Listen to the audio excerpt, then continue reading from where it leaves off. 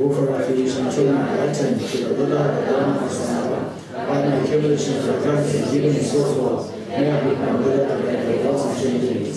I go for affiliation, training, attend to the Buddha, the Dharma, the Sangha, and accumulation of the practice, giving and so forth, may I become Buddha, the lots of changes. I go for affiliation, training, attend to the Buddha, the Dharma, the Sangha, and accumulation of the practice, giving and so forth, may I become Buddha, the lots of changes. Okay, let's turn to page 17, Heart Sutra Mantra. Page 17, 17. And let's recite this, what we shared with you this morning. Those Bodhisattvas said, particularly the Shakyamuni, was so affectionate, so compassionately watching us with tremendous care, love, and affection, and so forth. And you are someone who are all the two grandparents of all the sentient beings, and you are leading this group. All sentient beings are joining you, and you are inspiring all of them to be with you, to move towards the highest state of happiness, leaving behind all the miseries of the essence of your life. To them, mind.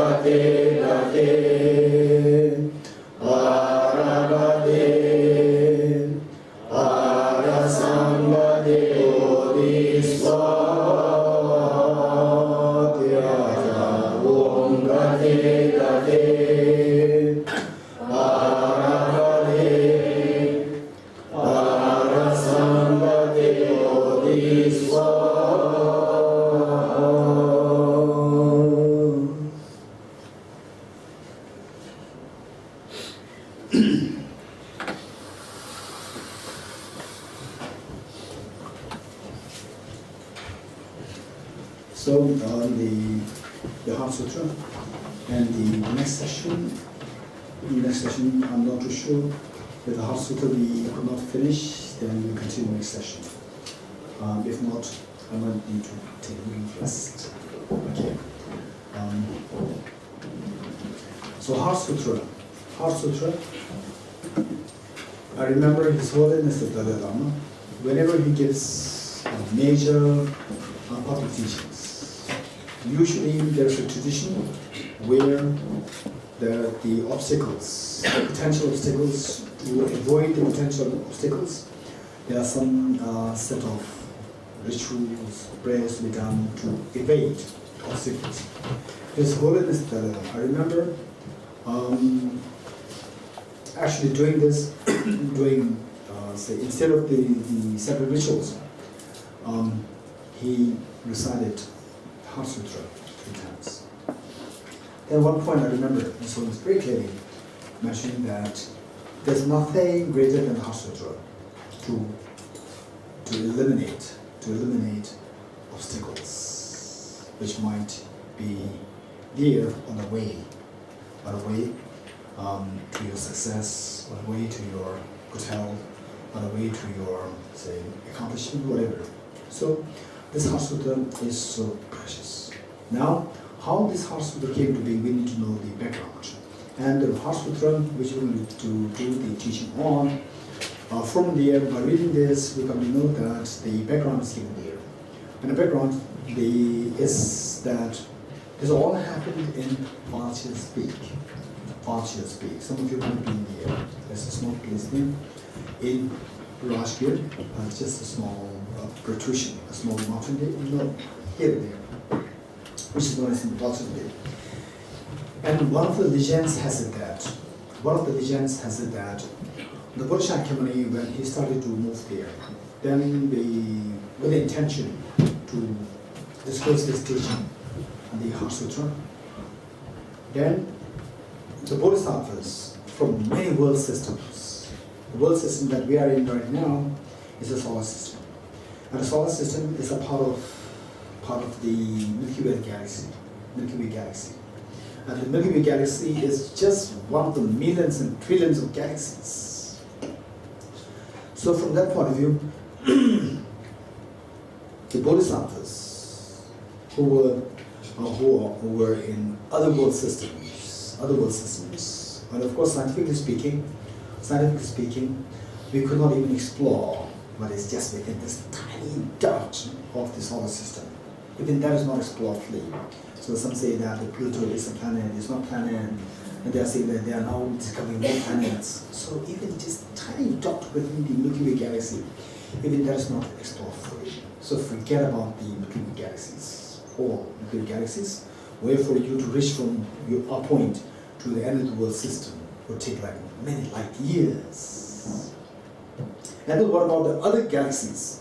So the reality has it that in those world systems, millions and trillions of world systems in other galaxies, there were planets like the planets what we have here, Tibet House, not Tibet House. Planet Earth. Okay, pardon me for that. So the planet Earth, like that, there's so many planets which serve as the proper, say, place of the habitats, for the beings to take birth. Then Bodhisattvas from these planets, from these world systems, coming to know that the Buddha Shakyamuni was going to give a discourse on Heart Sutra in Rajgir hill. Then they started to come in the form of a Valcha's manifestation. Then reaching here, this hill, of course, over time, places they change the landscape. Reaching there, what was seen as Valchas, they were all seen piled up one over the other. And from distance, it was seen as though like a pig which was made of the vultures. So the legend has said that this peak came to be known as the Vajra's peak. So in actuality, there are all the great bodhisattvas from different world systems. Okay, so now this scenario, every time we read the Heart Sutra, we need to know the background of the Heart Sutra. So this is how the bodhisattvas, they came all the way from different world systems in the form of the Vajra's manifestation, and they were all being gathered. And in the process, the Buddha Shakyamuni, he was seated. All this congregation presided over by the Buddha Shakyamuni, and being seated, submerged into meditation on emptiness, ultimate reality. Then, say, on the one hand, there is Shariputra, the Bodhisattva Aravalokiteshvara, and Bodhisattva Aravalokiteshvara, who was always, he's also into just gone into the experience of emptiness. He was deeply reflecting on how everything is dreamlike. Then on the other hand, there was Shariputra, Arhat Shariputra. And Shariputra, and then surrounded by all bodhisattvas, the monks, the lay beings.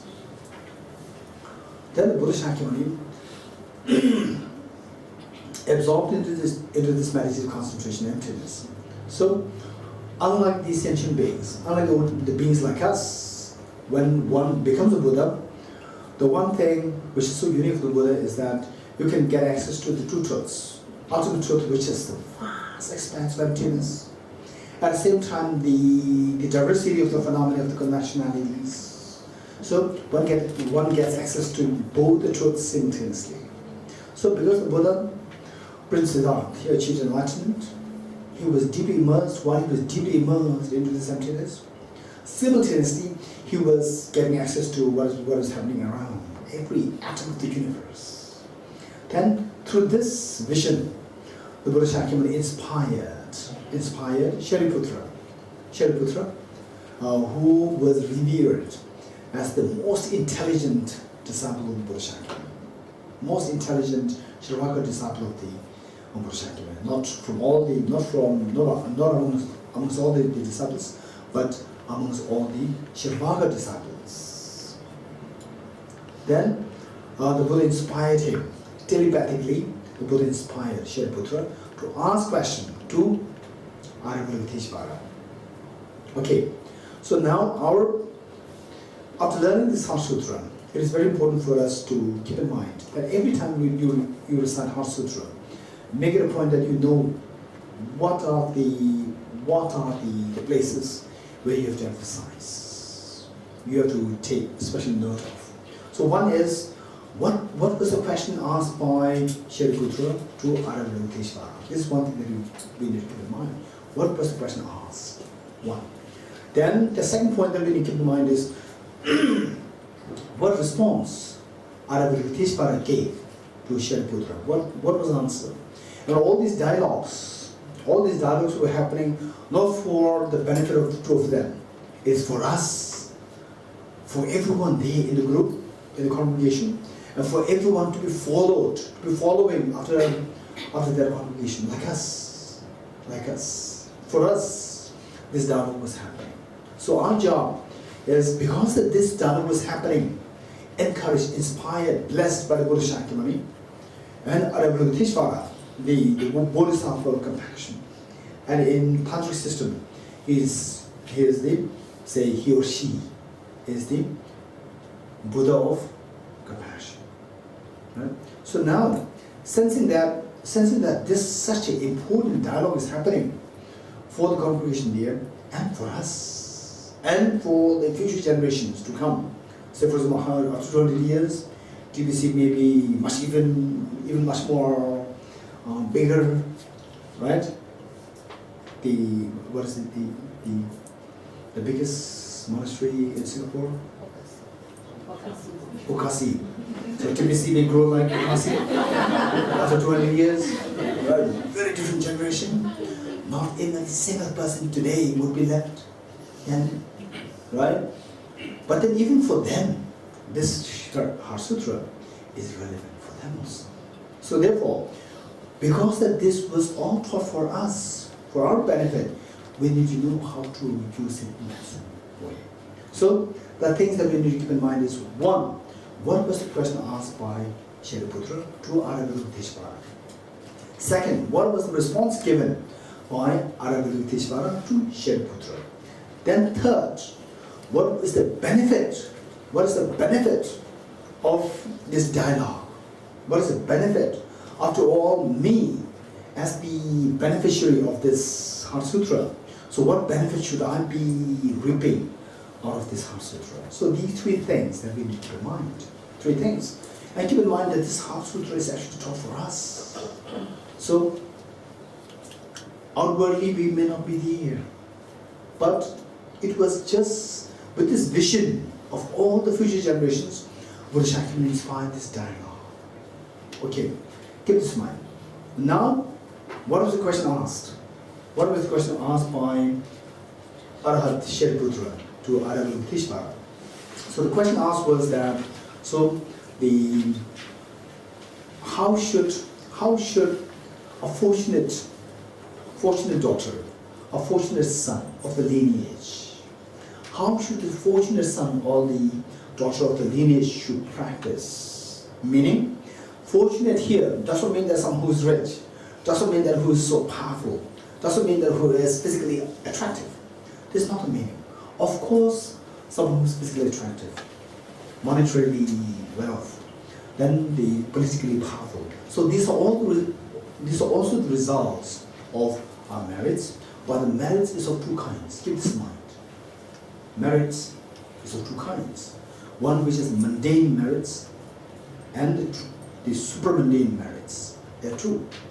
Merits, mundane merits, are meant for the good things which the ordinary beings within samsara, they seek. For example, say good health, good food, good house, and say good environment, like this. So these are the results of the mundane merits. Now, if you have these mundane merits, you might have enormous mundane merits. It doesn't mean that you are really meritorious. Meritorious, the real connotation of being a meritorious person is if you're meritorious in the context of the supramundane merits. What are the supramundane merits? Supramundane merits where, say, the benefit is two benefits. One, the temporary benefits and the ultimate benefits. Temporary benefits, where you get a benefit and then again you relapse. And the ultimate benefit, you get it and you get it for good. Where, say, what we don't want hunger, we don't want poverty, we don't want physical pain, we don't want aging, we don't want death, and so forth. Right? Same with the physical material things. Say, if you're hungry today, somebody may give you food. And then for the rest of your life, you don't have to worry about your hunger. No. Again, tomorrow you become hungry. So therefore, these are the things which fulfill your mundane requirements. They are known as the mundane merits. And whereas, say for example, if you see emptiness directly, Gade, Gade, Paragade, Parasangade, Bodhiswaha, Paragade. What's the Paragade? Path of seeing. So when we reach the path of seeing, then you see emptiness directly. When you see emptiness directly, 100% guaranteed that you will achieve the final state of happiness where sickness, aging, death, fears, hunger, poverty, everything dissolves. And you will not fall back to these miseries anymore. So anyone who is tilted towards this direction, these are known as the fortunate beings. The beings who are tilted towards a lasting happiness is known as the fortunate beings. Whereas those beings who are tilted towards the temporary, say goodness, say money, power, and so on. In fact, at the same time, it doesn't mean that money is bad. No. Even the Buddha himself admitted, not only admitted, he encouraged the beings that the material resources is very important. Okay, I don't want to digress too much on this part. What I'm saying is that here, Shariputra asked the question, how should the fortunate beings, the lineage, the daughters of the lineage and the sons of the lineage, how should they practice? Meaning, what do they see? In what way they are fortunate? Fortunate in the ways of their mind inclined towards the ultimate happiness. What is the ultimate happiness? Buddhahood. Buddhahood, where all your sickness, aging, death, in other words, external factors cannot affect you. External factors cannot affect you. For example, in our case, if you are in tension, if you are in stress, continuously 24/7 for the next 8 years, you will not live long, because the physical body is dependent on emotional states. So therefore, seeing that, then to avoid this, to create a longevity, then you may cool down your stress and you go for physical exercise, gym exercise, and then you may eat something heavy, and then you may tone down your work a little bit, right? And then you may sometimes go to Dharamsala for teaching the ceremonies. So like this, then you see that your longevity happens. But to what extent the longevity happens? Is it 1,000 years? Impossible. Which means even that is a limit. So because it is a limit, it is not what is known as the ultimate happiness. So ultimate happiness is the happiness where once you reach, you will not revert. You will not fall back. You will be there 100%, where external things cannot affect you, right? Cannot affect you. Your happiness is 24/7. Now, for example, you're walking 80 kilometers, and you will not feel the physical pain. And you walk Singapore, in May, without water for 10 days, you will not feel thirst. So because thirst and these things, they are all affected by external conditions. Now you will no more affected by external conditions. That is the total freedom, right? So for us, first we need to know what exactly does it mean by real freedom. If you know what exactly does it mean by real freedom, right? And once in England, in Cambridge, that was back in 2003, the physicist I was talking to yesterday, the physicist and his wife, and then we were discussing philosophy, the physicist and me. And during the lunch, the wife said, okay, two of you are discussing philosophy, but I'm not at all interested in philosophy. She said, for me, what is the goal of my life? I simply want a good amount of money, that's it. I want easy life. This is what she said. Okay, now, and there was another, one of my friends who was a very high professor in a very prestigious university, and he invited me to his house, and then we were discussing, him, me, and his wife, and then we were talking, but then somehow discussion went about the suffering of samsara, like this, and then okay, future life. Then the lady said, the wife said, no, I'll not come to samsara anymore. I'm already fed up with samsara. If it is that easy, right, that you're fed up with samsara, I'll not come next life, it's amazing. Right? Which means the person does not know how the samsara operates. It's not that, say for example, oh, I'm fed up with my native place, then I'll move to another place, right? If that is how samsara works, then it's good, but it's not true. Samsara is nothing. Look, samsara is nothing. It is the lack of freedom. Samsara is nothing but lack of freedom, loss of freedom. Loss of freedom is samsara. And what makes you loss of freedom? Keep this in mind. What makes you loss of freedom? What makes you loss of freedom is your own thinking, is your own wrong thinking, right? Is your own wrong thinking, which self-grasping ignorance and self-centered attitude. These two are the ones which makes you so vulnerable, Say, as what we discussed yesterday, right? Say, when you are alone, oh, I'm lonely. When you're with other people, I have no privacy. Right? So what should we do? Is there a place? Is there a place where there is no loneliness, there is no privacy, there is no the other people? There's no place. Either you should be by yourself or with some other people. There's no choice. So, which means that, I'm lonely. There's no privacy.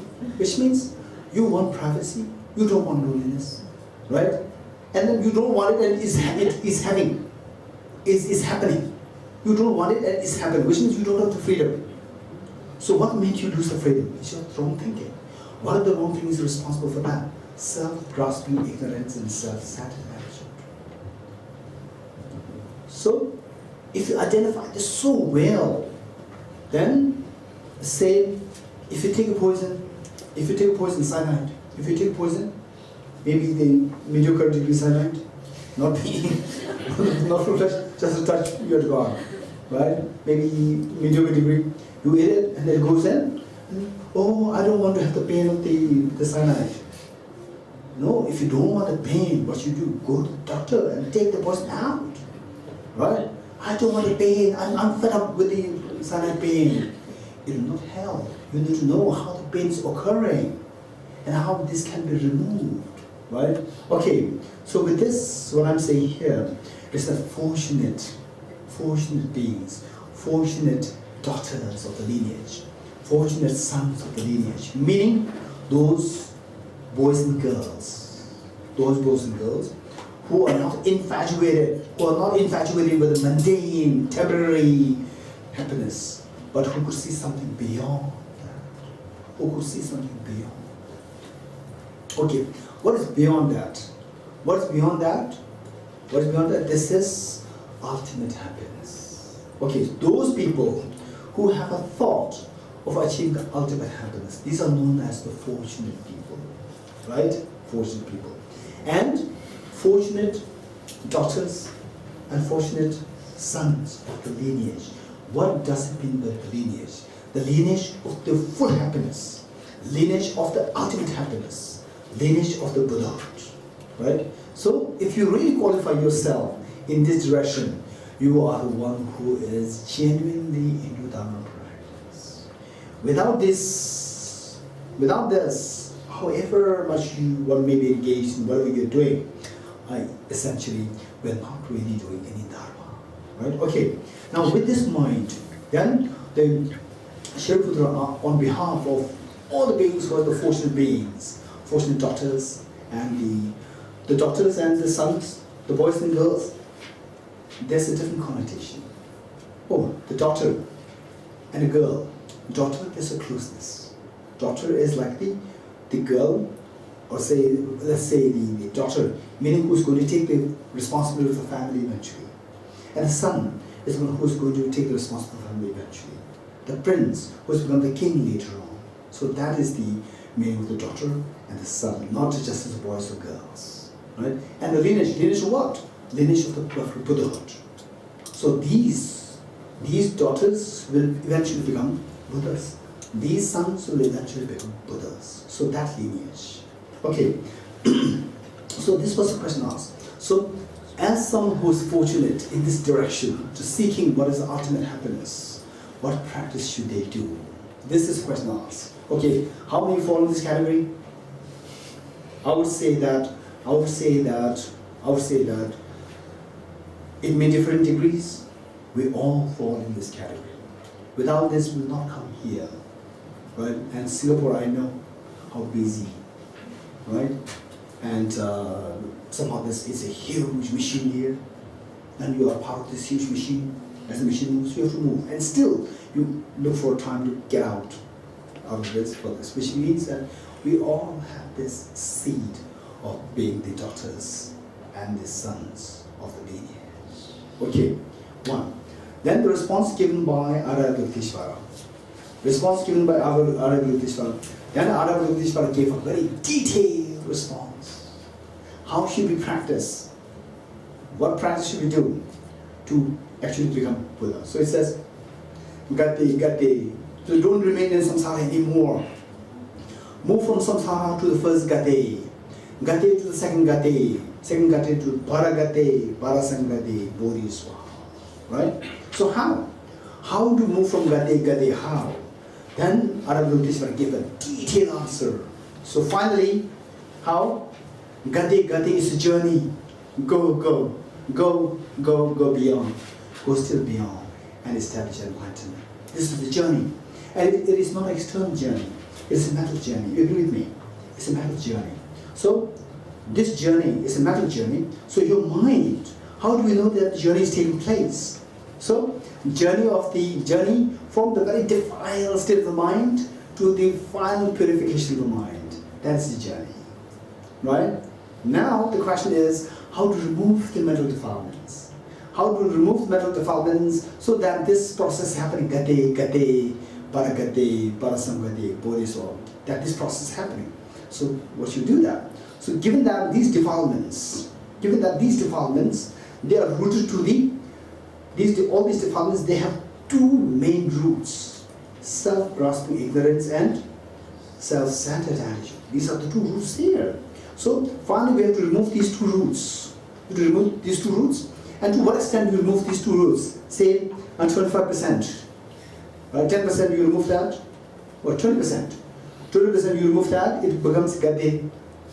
Then next 20% you remove that, it becomes second gade. The next 20% you remove, what it becomes? Bharagade. Next 20% is what? 80%. It's Bharasangade. And the next 20% is gone, is the mind becomes totally pure. That is bodhiswa. Right? Okay. Now keeping this in mind, how to go about doing this? How to go about this cleansing of the mind, this journey? How to go about doing this journey, this question? So Aravalokiteshvara gave a detailed answer here. He was explaining about, initially, he was explaining about the 5 aggregates. 5 aggregates. Okay, I'm going to explain. I have to explain all these things. Although Sharputra did not explain all these things here, but he simply mentioned. So my job is to explain. Okay, so he explained the 5 aggregates. Then he explained the 18 elements. Then he explained the 12 links, right? And then he explained the 4 noble truths. Okay, he explained what? 5 aggregates, 18 elements, 12 links, 4 noble truths. Okay, let's say this again. He explained 5 aggregates, 18 elements, 12 links, 4 noble truths. Okay, let's say this again. 5 aggregates, 18 elements, 12 links, 4 noble truths. Okay, some are easier, some are a little bit complicated. Still we have to know this. If you really want to reap the maximum benefit of this Heart Sutra, we have to know what these are. Without which, you read it, and initially the story part you understand. Story part. And story part will take you nowhere. And the philosophy should take you, the Gadi should happen because of the philosophy. So, for this philosophy, you have to understand these things. So, the 5 ingredients. So, what Aravalokiteshvara in the Heart Sutra was saying that what we are constituted so say, what we discussed yesterday, the sound of a clap. Sound of a clap. This sound of a clap is analogous to all the miseries that we are going through. And this sound of a clap, to have the sound of a clap, it is necessary that the 2 hands should come together. It's not 1 hand, it's 2 hands. And the 2 hands, the first hand is the external conditions, and second hand is the internal condition. Right? And external conditions, how many external conditions are there? Everything is there. Even the good things are also external conditions for your miseries. For example, if you're by yourself, you have misery, I'm lonely. If you're with other people, again you have misery, I have no privacy. Right? External conditions, good, bad, whatever, can be a cause of miseries for you. External conditions, in other words, if you're very rich, then the thieves will be after you. You may lose your life. If you're very poor, thieves will not come, but you're hungry. That is a problem. Right? If you don't have a house, you don't have to do the cleanup, it's very easy. But you have no problem. Rain, in Singapore, the humidity, no icon. You don't have to work about you don't pay for the bill, but you suffer. And once you put the account, you have to pay for the bill, right? And then the house, the bigger maintenance problem. Oh, what if you have this problem? You don't have this problem. So therefore, the great direct disciple of Arjuna, Aryadev, what he said was that the poor, the destitutes, they suffer physical pains. The rich, they suffer mental pains. In short, everybody suffers. Right? And the rich people, for example, say, the rich people, right? If, say, your house automatically becomes clean, then you have a big house, it's good, swimming pool, all these things, right? And then, say, you have to worry about the maintenance. And the poor ones, they may dream about having a swimming pool like this, but they don't know that they don't have to do the cleanup. This is the benefit, they don't know this, right?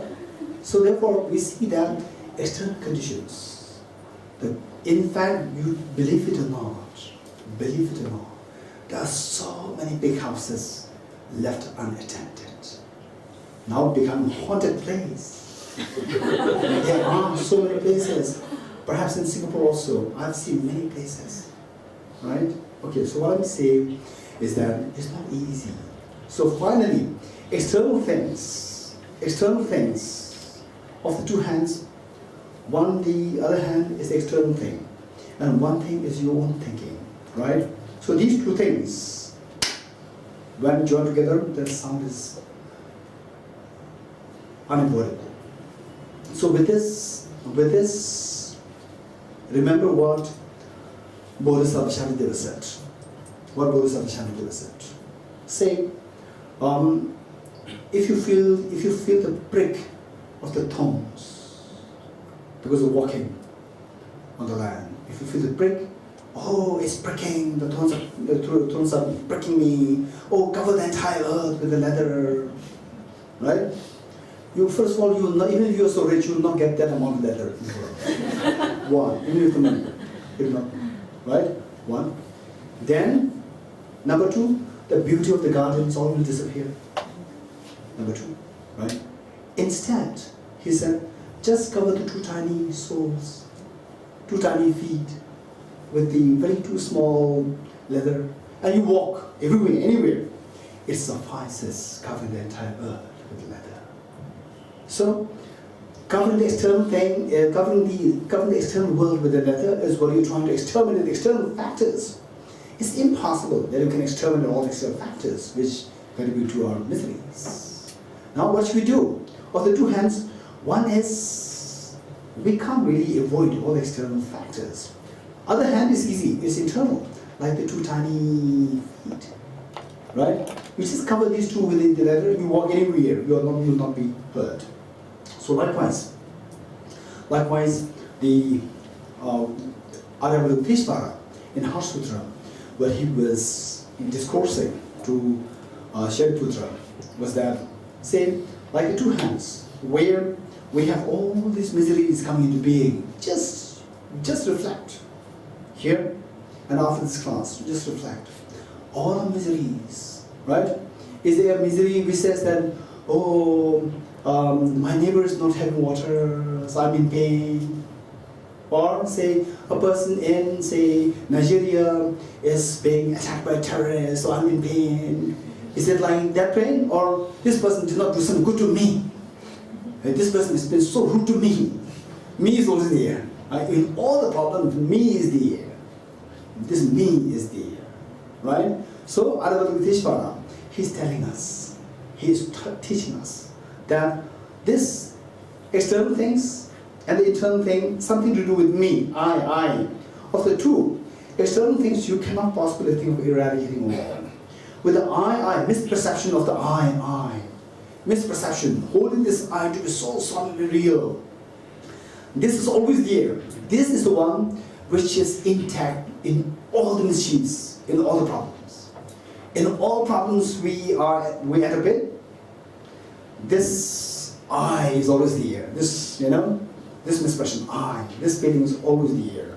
If you eliminate this feeling of I, external conditions, however harsh they may be, the problem with this is going to be sound of one hand. Sound of one hand, no sound at all, right? However harsh the external conditions are, if you eliminate this misperception pertaining to the self, all problems dissolve. So therefore, this is so precious.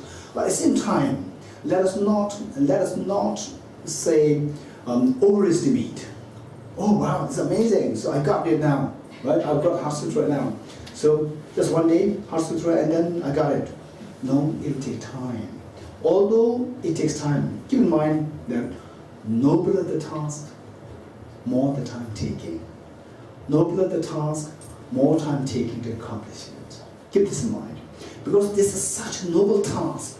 So maybe, let's say, someone to become a professor in Singapore University.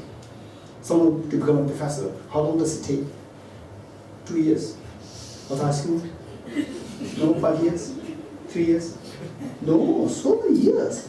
If to become a professor in Singapore University, it takes like 15, 20 years. How much more we have to invest to become the final professor of enlightenment, to become Buddha? And with the mundane professorship, we are ready to spend 20, 30 years. With the final professorship, we are so impatient, we want to have it just in 10 days. So that we should be really careful, very careful. Okay, with this in mind, now I will this far, saying that of the two hands which creates the sound of misery, remove one hand and don't worry about the other hand. However harsh, however forceful the other hand is, sound will not be there. So how to do that? Remove this second hand. What is the second hand? Misperception pertaining to the self. Misperception pertaining to the self. What is this misperception? Which we yesterday and today, this morning, we've been constantly saying self-grasping ignorance. Just eliminate the self-grasping ignorance. Just eliminate the self-grasping ignorance. The next question. Or anyone? Anyone who can come with the next question? How to eliminate the self-grasping ignorance? One? Or anyone else? What questions can potentially come? What exactly is the self-grasping ignorance? One, once you identify that, how to eliminate that? Right? So these two questions. Very good. Okay. What exactly is this self-grasping ignorance? Right? Okay. Let's say, this part is very important. If you're successful in this, my job is done. Okay, let's all strive. Okay, where in Singapore, usually the rainbows are formed. Which direction? Which direction? Any rainbow? Okay, let's say this direction. Let's say this direction. And then you could see from, say, 20 or 30 stories high from the flat, you're seeing a rainbow striking a house. And then there's a very young girl, age 3 with you. And both of you are enjoying this, what? Beautiful rainbow. And the young girl would say, please take me there. Please take me there. Right? Would you take this young girl to the place where the rainbow is formed? Would you take? If you take, you're also a young girl.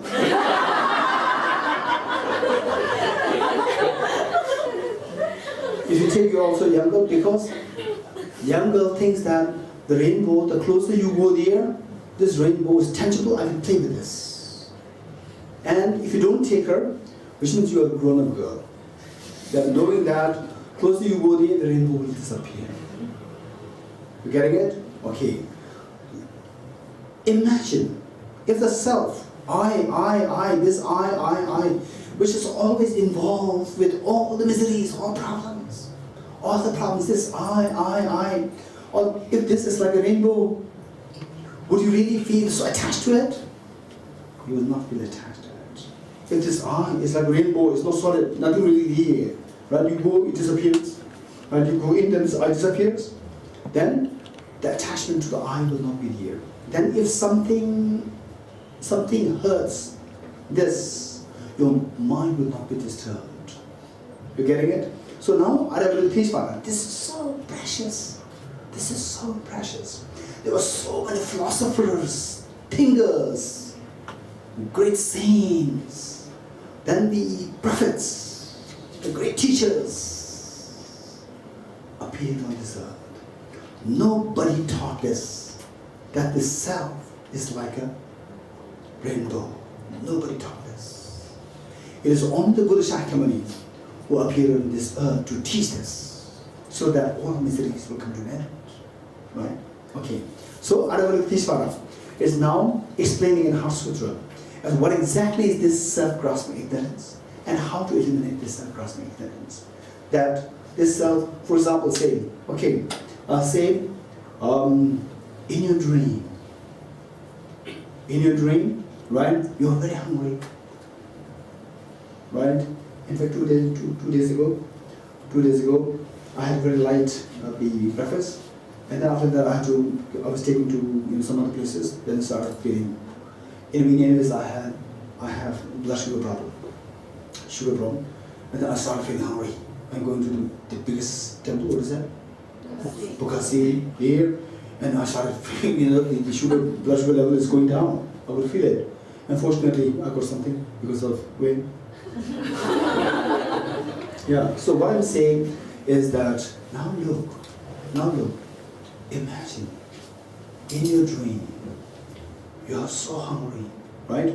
You're so hungry, and then you're very hungry and you're looking for food in Bukasi. Then your mother brings a hot pizza. Right? And you're so happy. The mother gives you the pizza. You're about to take the first bite. You're so hungry. You're about to take the first bite, and your mother wakes you up.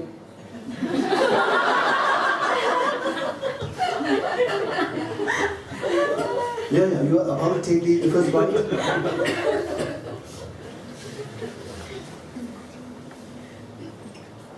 And the mother wakes you up. So then you will say what? Okay, Mom, I'm very hungry. Can you might give me something? And if the mother says, continue your pizza, what do you say? This is dream. You have no more, no matter what happens to this pizza, you don't care. Because it is not real, it is coming from your mind. You get it? So Adavalokiteshvara, in Heart Sutra, what he was teaching was that this self is like dream pizza. It's just coming from your mind. So why should you lash on to it? In the dream, you lash on to this pizza. The moment you discover that it is just coming from your mind, you release it. You release that. The moment you release that, it is like releasing a fire. The moment you release that, it is like releasing fire. Oh, this fire is so precious. As long as you keep it, it will keep burning you. Right? If you don't want the fire to burn you, release the fire. Likewise, the moment you release this, that this self is just coming from your mind, the grasping to the self is released. When there's a release of the two hands, one hand is already put down. Now all the external conditions they are like one hand. Like one hand. Now I will share a story. Right? If you are able to pull down one hand, self-grasping ignorance, seeing the self is so concretely real, if that is put down, then how the external conditions cannot affect you. I'll share a story with you, which is so important. The Buddha Shakyamuni, one point, where the Buddha Shakyamuni was dwelling, the place was hit by drought, and hardly people had anything to eat. And Buddha was no exception. And who was the Buddha's attendant? Who was the Buddha's attendant? Ananda, Venerable Ananda. And Venerable Ananda, it was his responsibility to make sure that the Buddha gets his lunch. Then Ananda was looking for food here and there, went to look for the food here and there. Then no one had anything to offer. And finally, Ananda met one, say, a merchant with, say, in those days, instead of cars, trolleys, they had the horses. And Ananda begged the merchant to have something to give me to eat. And the merchant said, I don't have anything. I said, please. And the merchant said, okay, I have only the food for the horses. Not what the human beings eat, only for the horses. And then they said, no, never mind, please give it to me. I have to offer this to my teacher. Then the merchant gave him the horse food. And Ananda served this to the Buddha. And the Buddha consumed that. And the Buddha consuming this, Ananda looking at the Buddha, Ananda was crying. Even he was saying, even the enlightened one, fully enlightened one who appeared on this earth to benefit sentient beings, even he had to survive on the horse road. Then Buddha said, Ananda, don't worry, don't cry. Whatever comes, whatever edible, whether horse food or whatever, comes in contact with the Tathagata's teeth, the mouth and the body, they will all turn into nectar. And then, if you don't believe, then the Buddha just took out a small grain from his mouth and gave it to Ananda. Ananda tasted it's real nectar. So therefore, look, so when the internal condition is subdued, all external conditions which seem to be so adverse, they cannot affect you. Not only they cannot affect you, they all turn to be conducive. They all turn to be nectar. So this is the benefit. So therefore now, what is the job? Of the two hands, pull back one hand. Internal condition. What is that? The misperception of the self. Misperception of self, this has to be pulled down. So to pull this down, we confronted with two questions. One is, what exactly is this misperception? The second one is, after identifying this misperception, how to eradicate this misperception? These are two questions, right? This is a job. If your mind is turning towards this direction, you are into Dharma. If your mind is somehow not turning towards this, then maybe in a word, superficial Dharma, right? Okay, so therefore, now the question is, what exactly is this self-grasping ignorance? Now, with the example of the rainbow, with the example of the dream pizza, we come to get a clue that things can possibly come into being by mental thoughts, by mental imputation. This morning when we learned about imputed phenomena, right? So things may not necessarily 100% from the object. Things can come from the mind. Okay, how can I know this? This next question, right? Okay, now with this question, so first I'll quickly go through this. 2:30. Okay, so with this, this self is also dream-like. This self is also rainbow-like. This self is also dream pizza. So how do we know that this is like a dream pizza? What is the distinctive feature of a dream pizza? What is the distinctive feature of the rainbow and the dream pizza? Tell me. Not real. What do you mean by not real? Coming from the subject, not from the object. This is the meaning. Okay. What is the distinctive feature of the dream? That it is not real. In what way it is not real? It is coming from the subjective mind, not from the object. Right? Now technically, what we should be saying is that in what way the dream, what is the distinctive feature of the dream? We have to say that this dream is subjectively existent. It is empty of objective existence. You're getting it? Okay, so if you attend His Holiness the Dalai's teachings in the future, this year, yeah, at a focus, when you attend there, then if His Holiness says there's no objective existence, all subjective existence, will you be able to understand it? Yes. Which means you already got the technicality. So this morning, you could not imagine that I could get these technicalities. Now you got it, right? So now what we should be saying is that the distinctive feature of the dream The dream is that the dream exists subjectively. It is empty of objective existence. Okay, this is what we need to learn. Okay, so now the Buddha is saying that just as the dream is subjectively real, empty of objective existence, everything else, including the self, which is always involved in problems, the self, I, is always involved in all the problems, even that is also dreamlike. The moment you discover that as a dreamlike, what is the benefit? Then you will release it. You will not latch onto it. Right? The moment you discover that the dream pizza is just a dream, then you will not feel attached to it anymore. Getting it? Okay, in New York, 4 or 5 years ago, I was in New York. And then one of my friends, very close friends, he came. And he came to pick me up to show around New York. And it so happened that I was in the bathroom chapel. What do you call that? To be used in the slippers, flip-flop, right? And then I just forgot that I was in the flip-flop. And I started coming, and then I realized that I have a flip-flop. Then I told my friend, "Oh, please wait.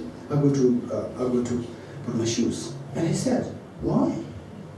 "I'm in flip-flops." And he said, "Who cares? It's New York. Who cares?" So what I'm saying is that if you come to know that it is just your mental imputation, then this point, who cares? This self, this I'm so important, why this person said this to me, why I'm the one to suffer like this. So this solidifying the self as something so important, that will be released. Right? So in fact the fire which burns you is not external things. The fire which burns you is the misperception of the self. That burns you. If you release this misperception of self, then you release the fire. It will never burn you ever again. Right? Okay, the next question. How do I know that this self is like a dream? How do you know that? Okay, so for this, Aranyagajna, 1st century AD, incredible great saint, scholar, philosopher, and revered as the second Buddha. So what is that? Is that if the mirage were to be water, why not those close by the mirage see water?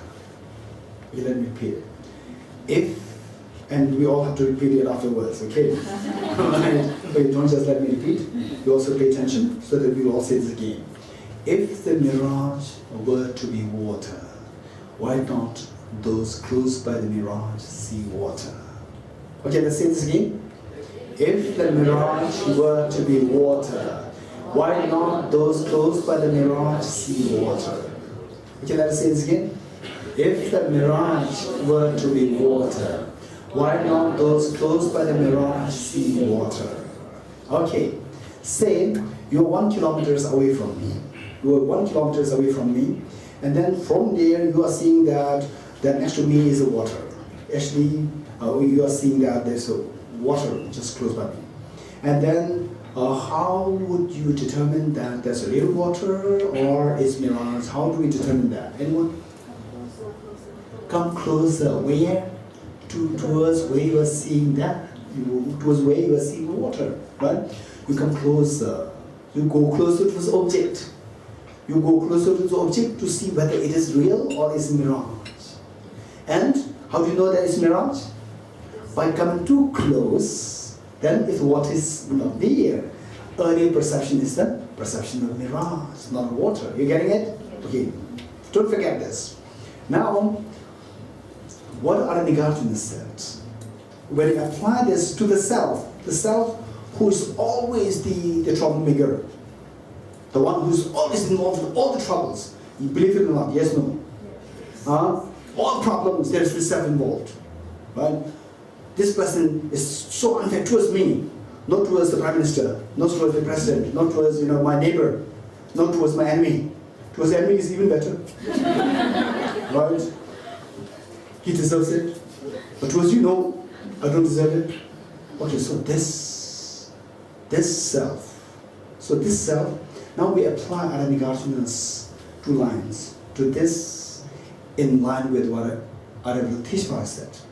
So here, say, what we are really consisted of. What we are really consisted of, we are consisted of what is known as the 6 elements. We are consisted of the 6 elements. 6 elements, what are 6 elements? And the earth, fire, water, air, space, consciousness. Okay, let us see this game. Element of earth, water, fire, air, space, consciousness. So what is earth? Earth is all the solid part that we have. The bones, then the skin that we have is also solid part. Then within the skin there is the flesh. Then the muscles, the cartilages, the bones, the heart, the lungs, and all these. All these solid parts, they are the element of earth. Then what is it? The next one, element of water.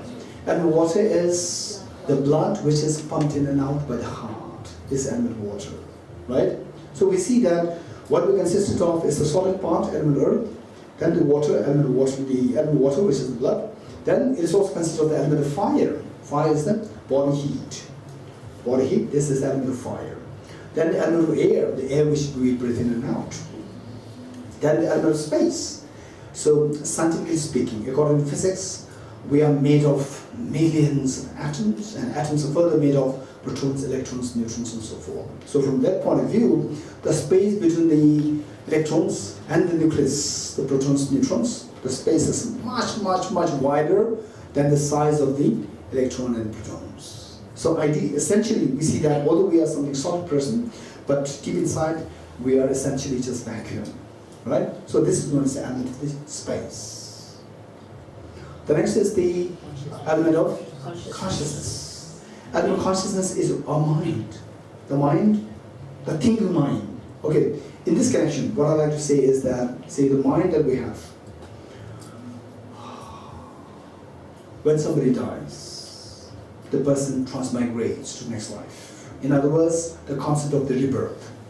Concept of rebirth, this is very technical. This is very complicated. Concept of rebirth is very complicated. And in fact, the very ground of the Buddhist teachings, Hindu teaching, almost all Hindu, except for Sharaka, then Jainism, Sikhism. So all these teachings, they are grounded on the concept of rebirth. Concept of rebirth. And concept of rebirth, we have to establish it. We have to rationally establish it. If we can't establish it, then the whole concept of the Buddhist philosophy becomes shaky. So therefore, it must be established rationally. And the best book to establish that is Pramana Vartika. Pramana Vartika by Acharya Dharmakirti, 7th century AD. Amazing. Amazing. You can apply this to the contemporary neuroscience. How the neuroscience explains the neurons, the synapses, the transmitters, and so forth, and the memories, how the memories are accounted for according to the transmitters. So all these things, and the workings of the brain. So by keeping in mind what the neuroscientists were saying, and say Acharya Dharmakirti, he was bringing in very profound logics, very profound reasons, by keeping in mind, not just in denying, by including the concepts which were so vibrantly taught by neuroscience today. Then on that basis, he explained the word rebirth concept. Okay, so with this, for the rebirth concept, then the consciousness or the mind, the element of the consciousness or the mind, it plays a very important role. And without much digression, I'll be happy to go through this, but not now. About the rebirth, it's going to be a very separate, big topic, right? So here, the consciousness, we see that we are made of these 6 elements. Now, we are trying to see how this self is dreamlike. What is the distinctive feature of dreamlike? What is the distinctive feature of dream? That it exists subjectively, right? That it exists subjectively, which means it is empty of objective existence. Don't forget it. Okay. So now tell me, if you realize that this self is subjectively real, that this self is empty of objective existence, what is the benefit? Anyone? You will not collapse on Okay, then you will stop grasping at it. You will release it. What is the benefit if you release it? Freedom. Freedom. All problems will stop.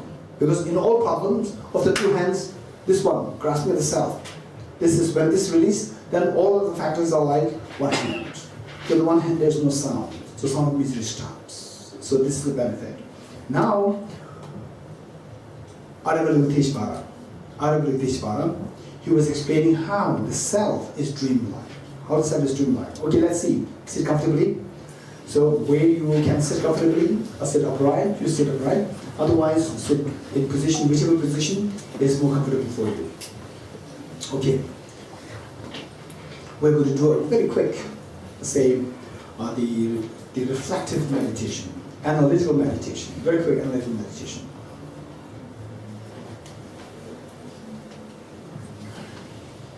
Okay, so this self, just follow the instruction and try to invoke the respective experiences. Try to invoke the respective experiences.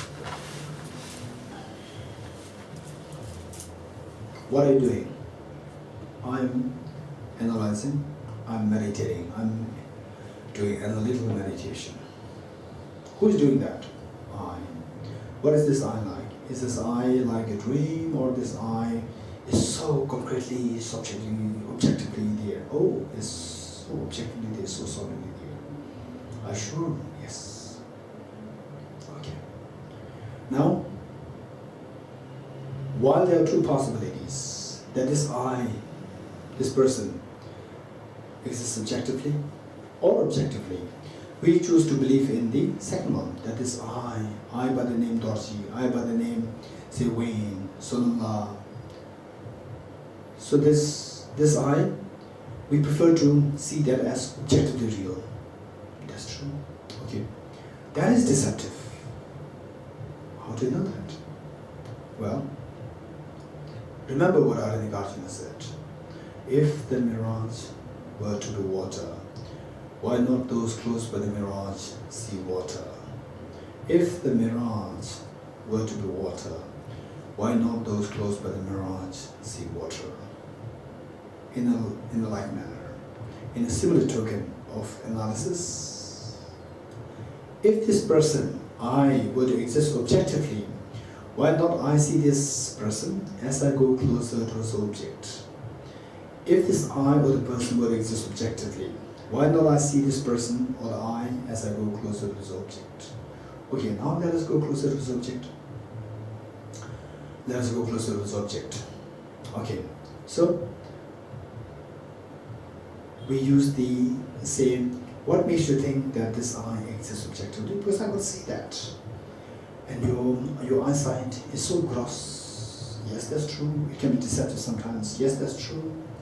Now, more than your eyesight, let's try to use something, some other medium, through which to get to the self or the I more closely to its object.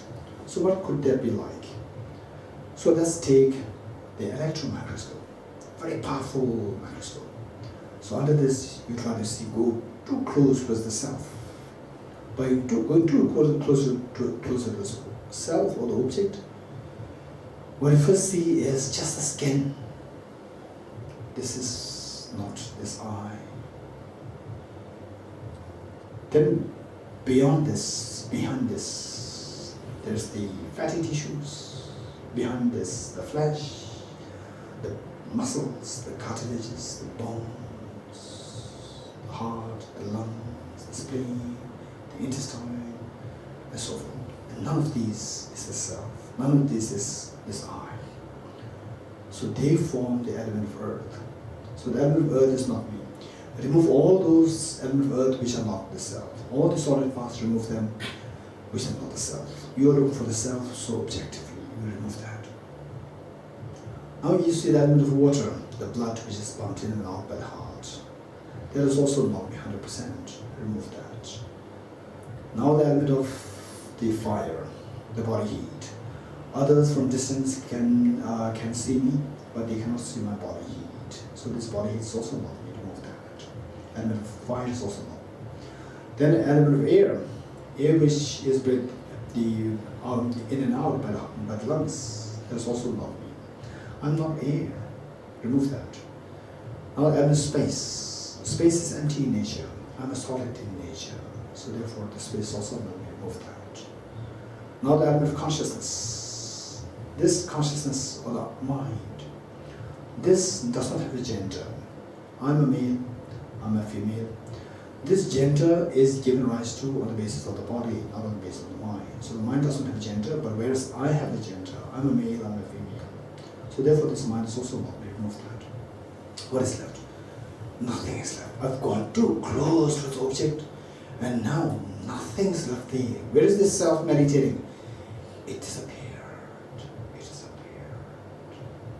Abidance experience for a while. Abide is an experience for a while.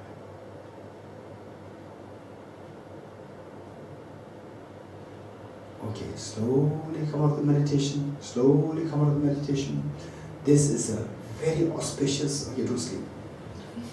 Come out, come out, come out, come out, come out. Okay, okay.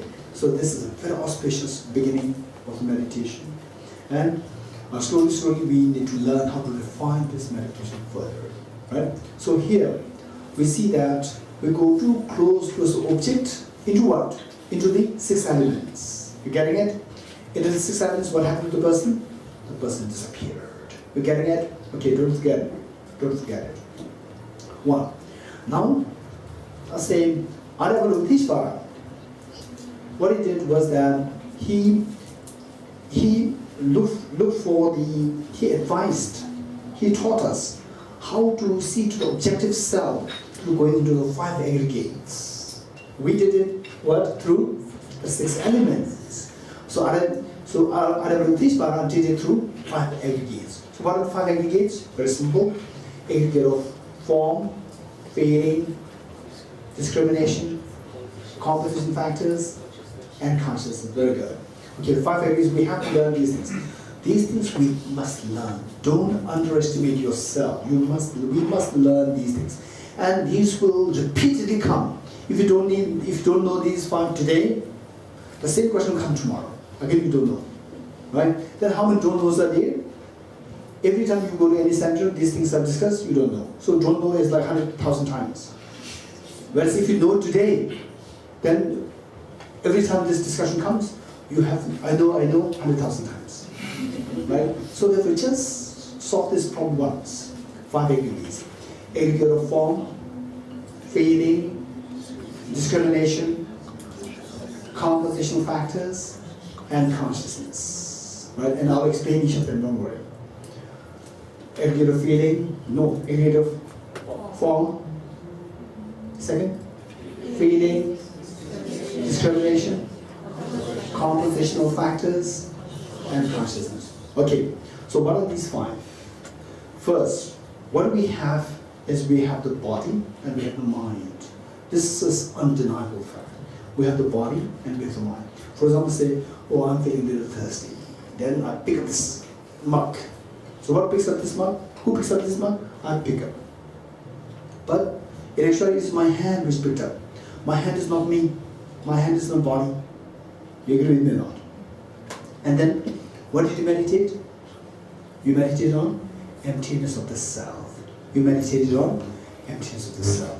And it's your mind who meditated it. And you're a boy, girl. Your mind is male or girl? No? Right? But your mind meditated. Your mind meditated, and it suffices you meditating on it. So what we really have is our body and our mind. Keep this in mind. Now, our body is given a separate aggregate known as the aggregate of form. Right? Sometimes it is also known as the aggregate of body. So our body is called as the aggregate of form. 1. Now what is left? The mind is left. Within the mind, say, like the Singapore government. Singapore government is so efficient. Right? I say, oh amazing, the Singapore government is so efficient. And then you being a Singaporean, you will ask me, which department? Or which ministry? Because there are so many ministries. Minister of Education, Minister of Health, and Minister of Agriculture. No, agriculture is zero. Right? Minister of Agriculture is no, not this. That is not that. This is not addition.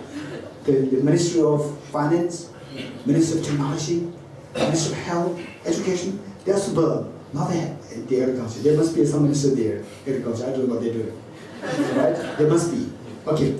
Now what I'm saying is that when we say Singapore government isn't so good, this is overall description. Now, which department? Then you go to the detail, right? So overall Singapore government, then the more detailed explanation of which part of the department the Singapore government. Likewise, when you say my mind, overall mind, and the individual functions of the mind, right? Overall mind and the individual functions of the mind. Individual functions of the mind are known as the mental factors. Individual functions of the mind are known as mental factors. And the overall mind is known as the consciousness, right? Consciousness. Now, we see the overall mind. We classify that as a separate aggregate of consciousness. Overall mind. My mind is very happy today. My mind is very peaceful today. So this is overall mind.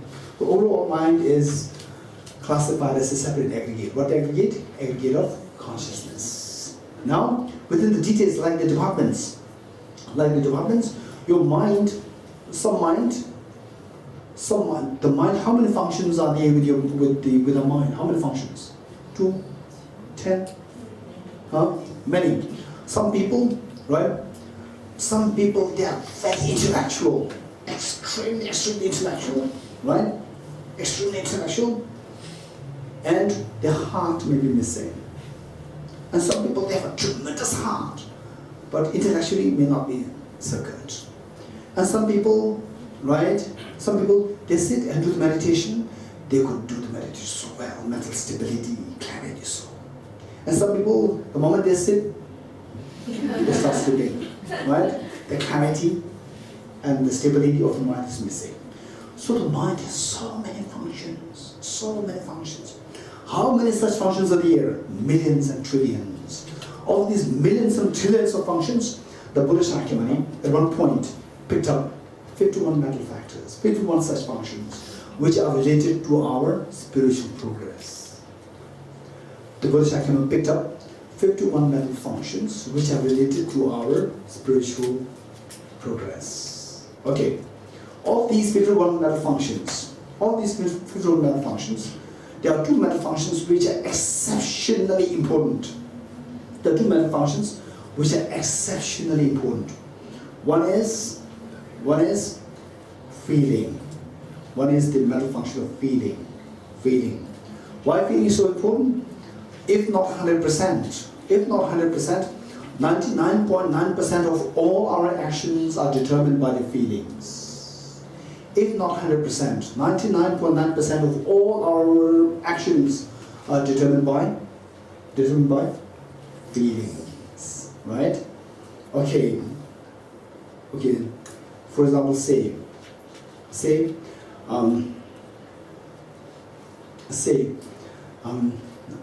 yesterday you came to TBC, and then today, oh yes, I'll go there. Otherwise you become sad, right? I'll go there, and then in the process, you may hear very bad news. What happens with this bad news? Your mind becomes very heavy. What feelings come to you? A heavy feeling comes to you. So this heavy feeling will stop you from going to TBC. Okay, I'm sorry, I'm not going today. Right? And then whereas you don't want to go there, right? You don't want to go there, and you see the prospect of meeting Wayne, right? Oh, Wayne is coming tomorrow, right? Oh, he's such a wonderful person. So I don't know about this teacher, but for sure, Wayne I'll meet him. And today is Sunday, right? There's no plan for you to go to TPC yesterday, and today because of this thought, a very pleasant feeling came to you when you think about Wayne. And because this pleasant feeling, it attracted you towards TPC. So all actions, if not 100%, believe it or not, see whether it's true or not, all our actions are determined by the feelings. The moment the unpleasant feelings come to you, that will forbid you from engaging in particular action. Right? So the feelings decide. Say for example, how many of you have the, what is that? Table clock? Snooze? Snooze or snoozer, what do you call that? Yeah, snooze, yeah, right? Table clock, right? So it is at 5 o'clock. Then 5 a.m. it rings, and then you have to stay up and continue sleeping. Why did you set at 5 a.m. yesterday? Why? Because you were so enthusiastic. Tomorrow morning I'll get up and then do the meditation on Sutra.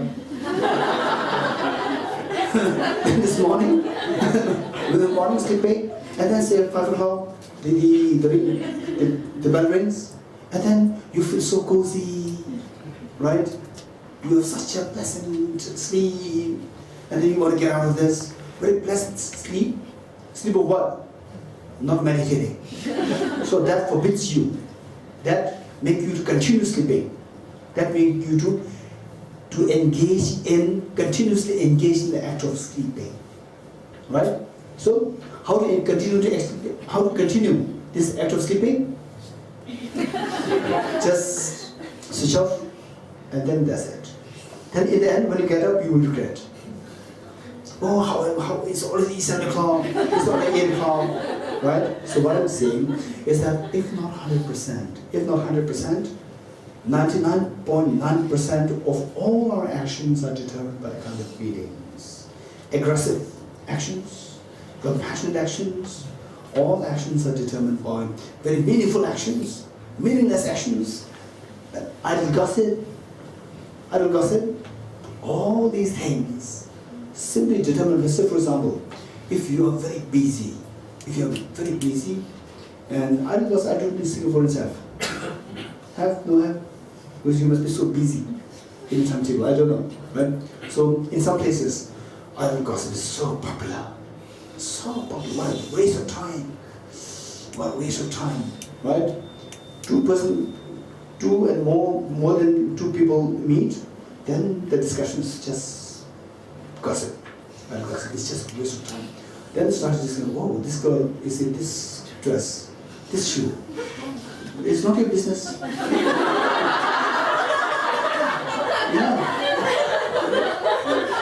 I don't know. Yeah. So this is how we just waste time. This is just utter gossip. So therefore what I'm saying is that all our actions, meaningless actions, meaningful actions, they're all determined by the kind of feeling that you are experiencing. If you're able to cultivate a profound feeling of joy over meditating on Heart Sutra, on emptiness, then you crave to do for time for meditation. Then when you get a little time and somebody starts, hey, sit down, or a cup of coffee, right? Sit down, and then when you start chatting, you totally become so restless. No, I'm wasting time. Because the feeling that you're getting here of this gossip, and the feeling that you could anticipate of meditating on Heart Sutra, the meditation on Heart Sutra is much more profound. So that feeling, so this gossip feeling, this is forbidding you from this very incredibly pleasant, wonderfully profound feeling of the meditation on Heart Sutra. So you knowing that, then you become restless, and then you go for the better feeling. So they say, sorry, I'll have to, do something. And then you go and then you meditate on Heart Sutra, right? So this is how all our actions, and then opposite things also can happen, right? Say, oh, now Heart Sutra meditation, I promised to do that from TVC. Then you, okay, my time for it is already 7, okay. And then you're going, oh, I have a laundry to do. Okay, let me do Heart Sutra tomorrow. Tomorrow I'll do it twice. So what happens? What happens is that the feeling of meditation on Heart Sutra, you don't get the feel of this meditation. Because of which the feeling that you can anticipate is not as pleasant as the feeling that you get of the laziness. feel the laziness, that's much more overpowering. So that dominates you to go away from hospital meditation, right? So both ways can happen. Okay. Tea break? Okay, tea break. So what's the next session? Yeah. Okay, at 3 o'clock, the next session.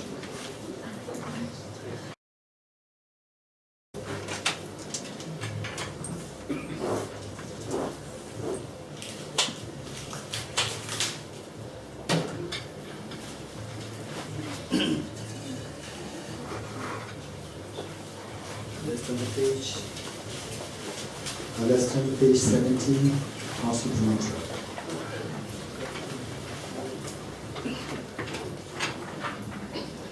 Now that we're exposed to the hospital a little bit more, let's recite this, invoke all particular Sattvas, and then you surrounded by two grandparents, all family members, all devils and charities. And then you're inspiring them, after hearing the melodious voice of the Buddha, inspiring you to leave samsara and go towards ultimate source of happiness. So with that in mind, let's recite this 7 times.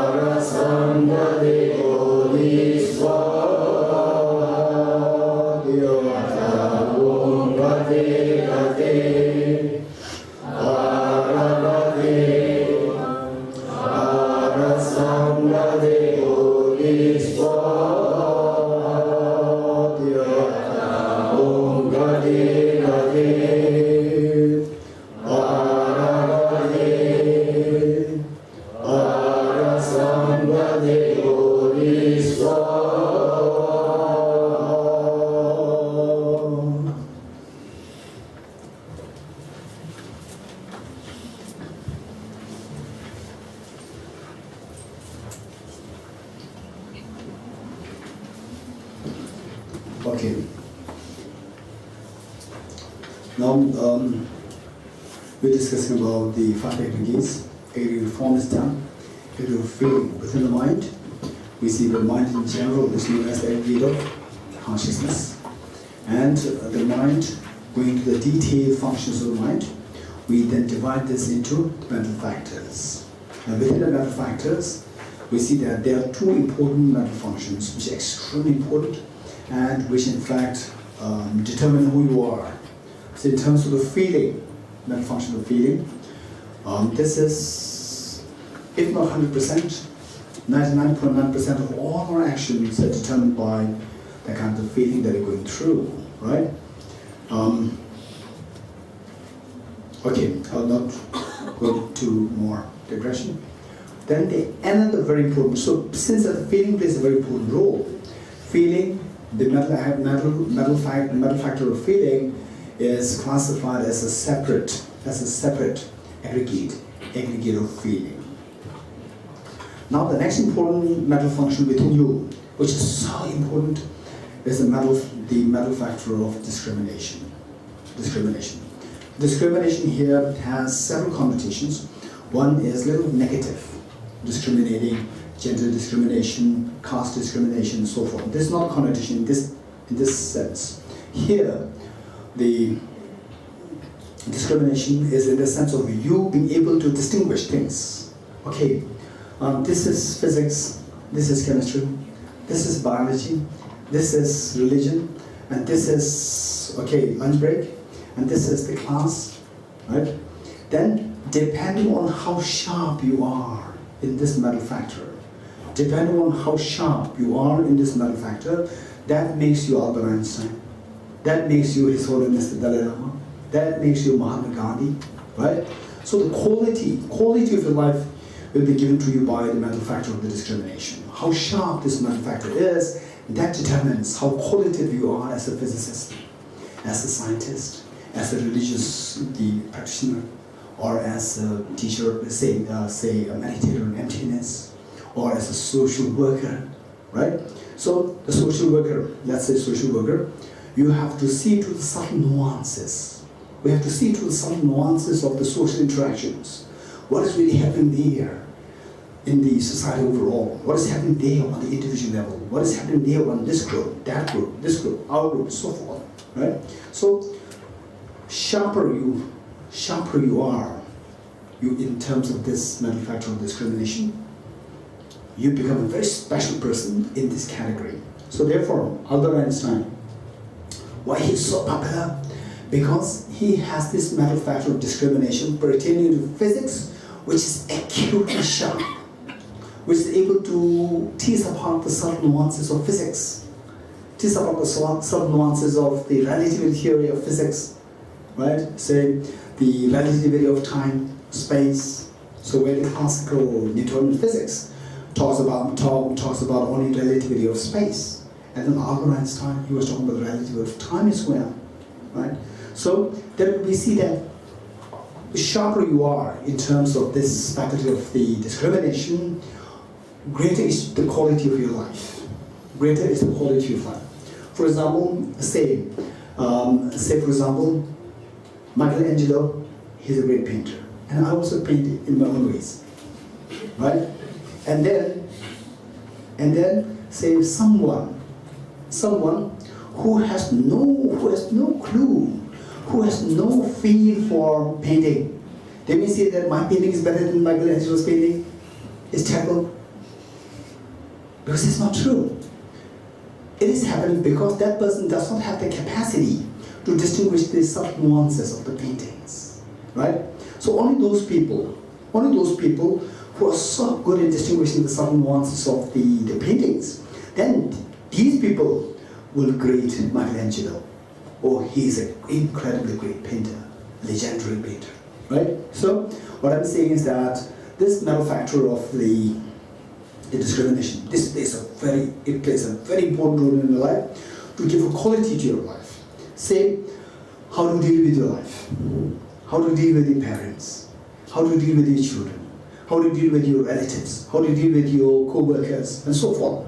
So how subtly you could see reality, how subtly you could deal with the environment. So that indicates how sharp your discrimination is. So sharper your discrimination, you will just fit there and everybody will respect you. So therefore, this is a very important role. Someone in the practice of Dharma,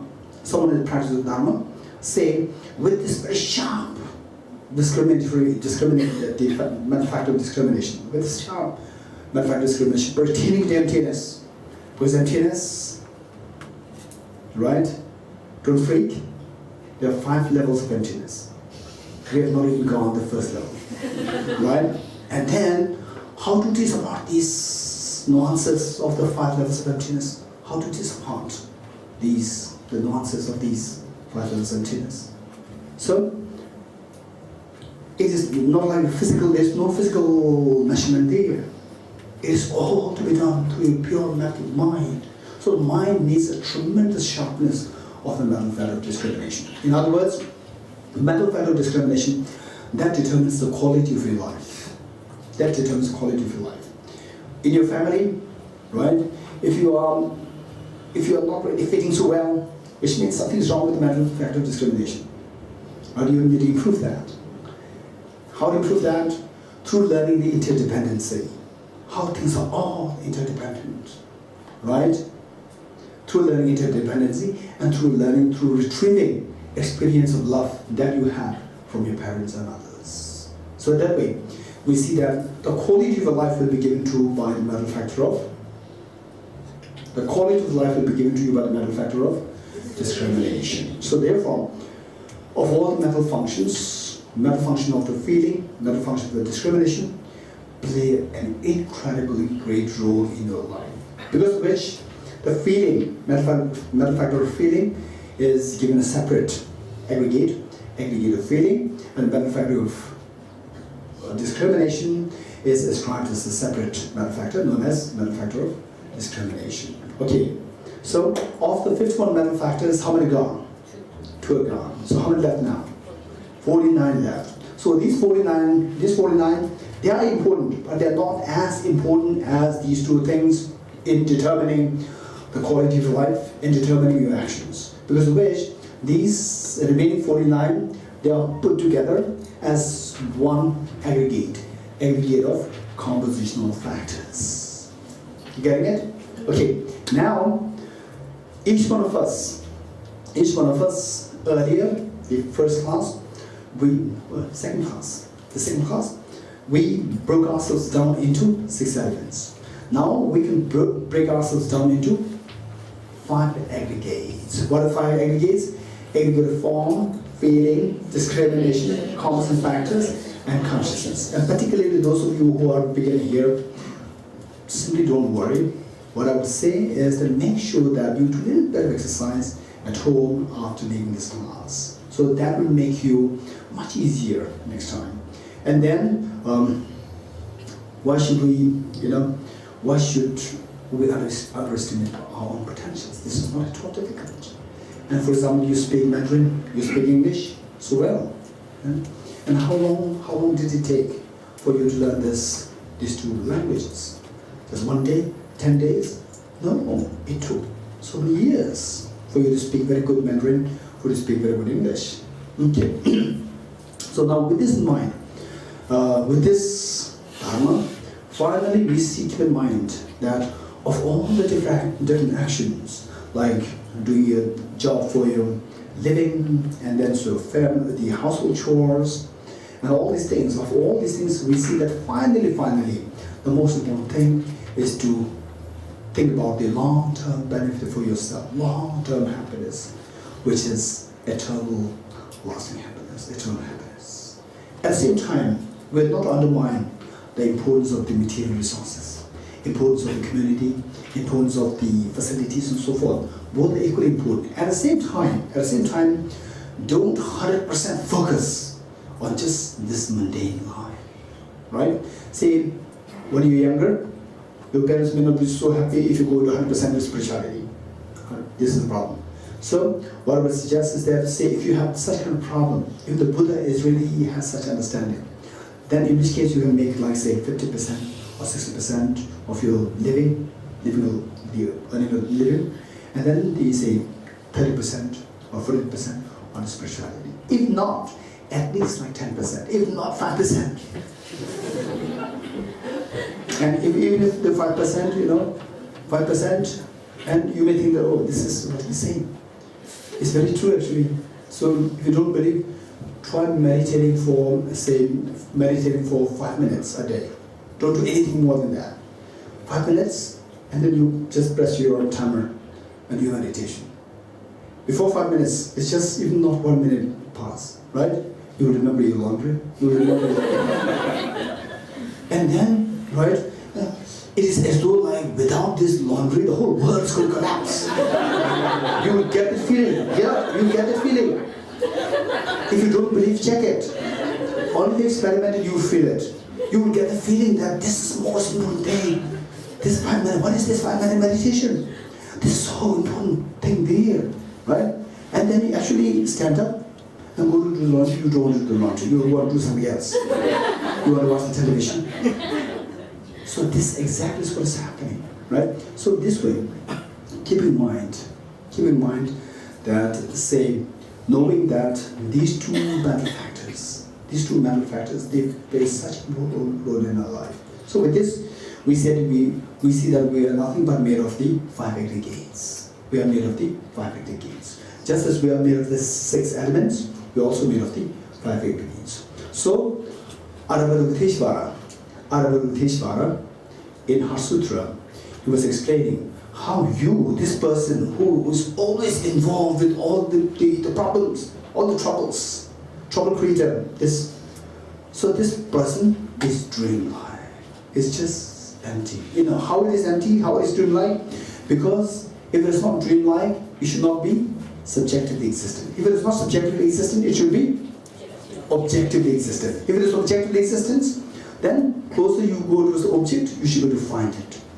Now, going closer to the object, you end up seeing the 6 elements, you end up seeing the 5 aggregates.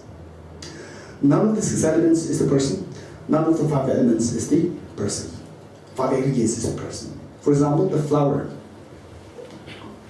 This one flower. Okay, let's say the flower. So what do you see? You see a bunch of atoms or you see a flower? You see a flower. If you see a bunch of atoms, it will not appeal you. Seeing a flower, it appeals you. Right? So now look, actually speaking, this is nothing but made of a bunch of atoms. Bunch of atoms. If you don't believe, look at it through the electron microscope. You will see just a bunch of atoms, a pool of atoms there. And then when you look at it, when you're very sad, somebody, say your daughter, your son brings a flower, it gives such a soothing feeling to you. Right? And then if you see the same daughter give a bunch of atoms, this soothing feeling will not come to you. This soothing feeling will not come to you. Because it's not at all appealing. But it's the same thing. It's the same thing. Right? So therefore, now look, if this flower were to exist objectively, then the closer you go towards the object, you should be able to find the flower. So what we learn from Aranigarjuna, if the mirage were to be water, why not those close by the mirage see water? Okay, let's see this again all together. This is so precious. Okay, if the mirage were to be water, why not those close by the mirage see water? Very good. Okay, now with this, if this flower were to be objectively existent, why don't I see this flower as I go closer towards the object? When closer to this object, we end up seeing the atoms. And none of the atom is the spirit of flower. So that flower simply disappears. You get it? Likewise, this self, I, which is always involved in all problems, complaints, problems, this self is also like a dream. Because just as a flower, when you go into the objective exploration, we end up seeing atoms. Likewise, the self, when we go to explore into the objectivity, we end up seeing the 6 elements or the 5 aggregates. And none of the 5 aggregates is the self, none of the 6 elements is the person. What happened to the person? The person disappears. Right? So in that experience, you said that the person is empty. In that experience, you see that the person is empty. Okay, now Avalokiteshvara explaining that this person you don't really latch onto, so concretely latch onto, so with a great grasping, because this is like a dream. It does not really deserve to be latched onto, because it is just mentally imputed. It's not objectively being to latch onto. It's all coming from your mind, right? How?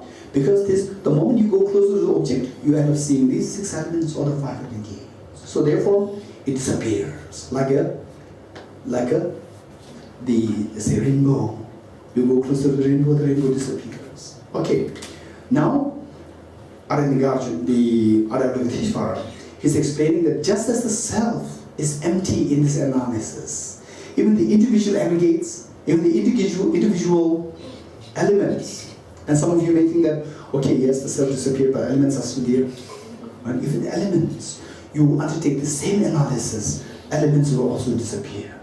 Right? So then, Avalokiteshvara explained the emptiness of the 5 aggregates. Then after that, the Avalokiteshvara explained the emptiness of the 16 elements. 16, okay, don't worry about the number. 16, okay, you already have 6 elements, now 16 more. Now you go to 106. No, 16 elements, this is so important. 16 elements is very simple. It is saying when we interact with the object, what happens is that they should be the object, right? Say you're very sad and somebody brings a flower, and then this very pleasant feeling comes in you. So what makes you to give rise to this pleasant feeling? Because of you encountering the beautiful flower. So the flower is the object, and then if you are fast asleep, the person brings the flower next to your eyes, you will not have the pleasant feeling. So your eyes should be also intact, wide open, intact. And then if your mind is just into music, just listening to pop music or whatever, and then, let's say if your mind is simply swayed by this music, attraction to this music, you will not see anything in front of you. So, object should be there, then the eye sense power should be there, medium, eye sense power should be there, and your mind should be attentive, giving attention to this. So 3 things should be there, right? So the object, how many objects are there? So all emotions that arise in you, say happiness, miseries, fear, tension, stress, sadness, or let's say jubilance, any experience that you go through, right? Any experience you go through, keep in mind that there are always 3 things involved. One is the object, other is the sense power, and the third one is the mental consciousness. 3 things are involved. Say, for example, look at this flower, right? If you're fed up with flowers, I just, with excitement, I show you this flower. No excitement, you become so angry. So what gave you the anger? Object, the flower's object, and then your eye consciousness seeing this, eye sense power as the medium, eye sense power, and then your mind paying attention to this horrible flower, right? Your mind, the mental consciousness, 3 things. Now, say with this music, with the sound, say the music we played here at TBC, right? It's very pleasant, it's very soothing music. In fact, I'm about to ask for a copy of recording. It is so pleasant, so pleasant. It just gives me such a nostalgia, I don't know. Yeah, so far for the last 2 visits, I did not ask for that. Okay, now what I'm saying is that with this music as the object, and your ear sense power as the sense power, and the mental consciousness paying attention to the music, mental consciousness, there are always 3 things happening. Now tell me, if this is how all our emotions arise, how experiences of happiness and pain arise, how many such objects are there?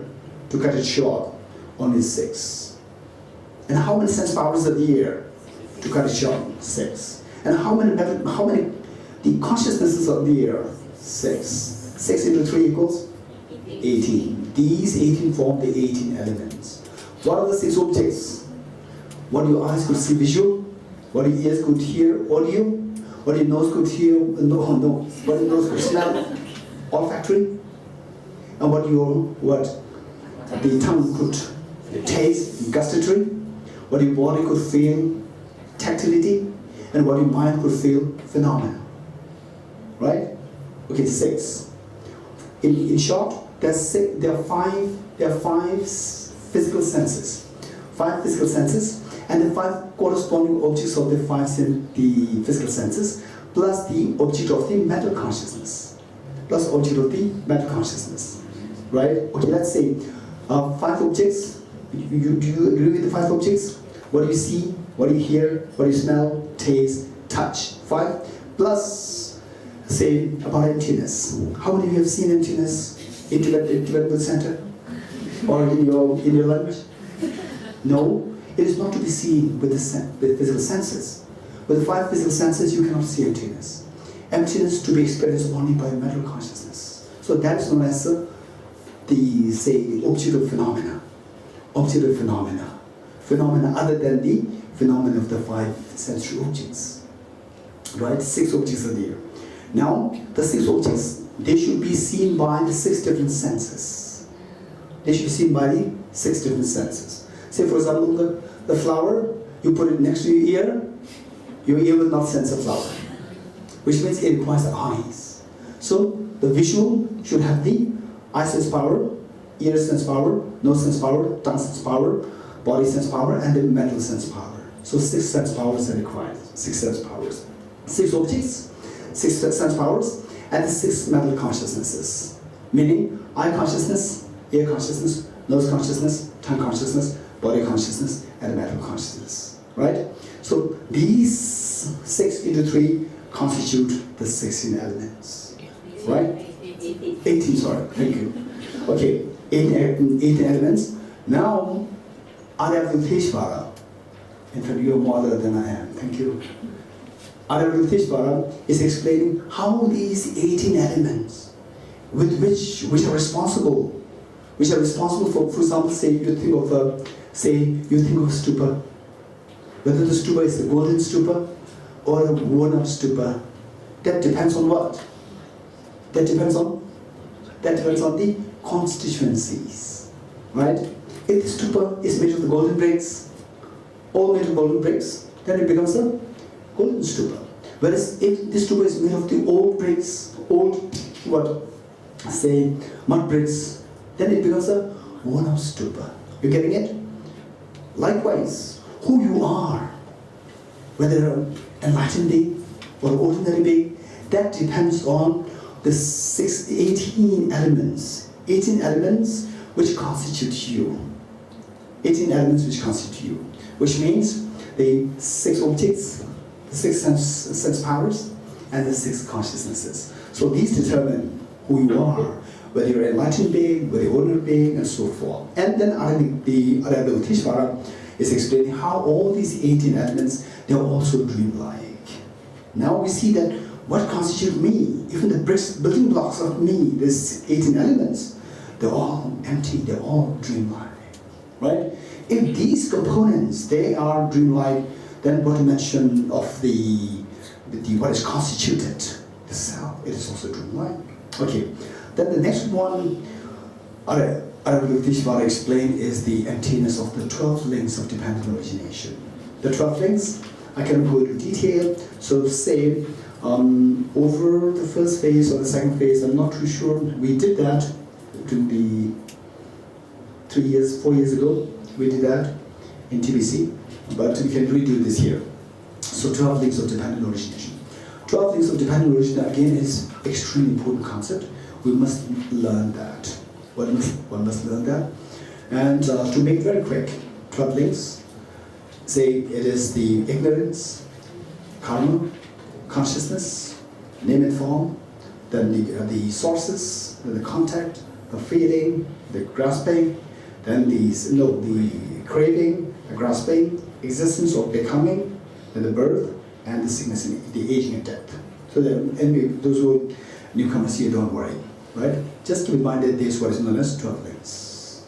And 12 links, what is the relevance of that? And this is that 12 links, this concept is a concept on the basis of which we understand how we rotate in samsara, how we revolve in samsara. And once you know how we revolve in samsara, you know how to undo the samsara.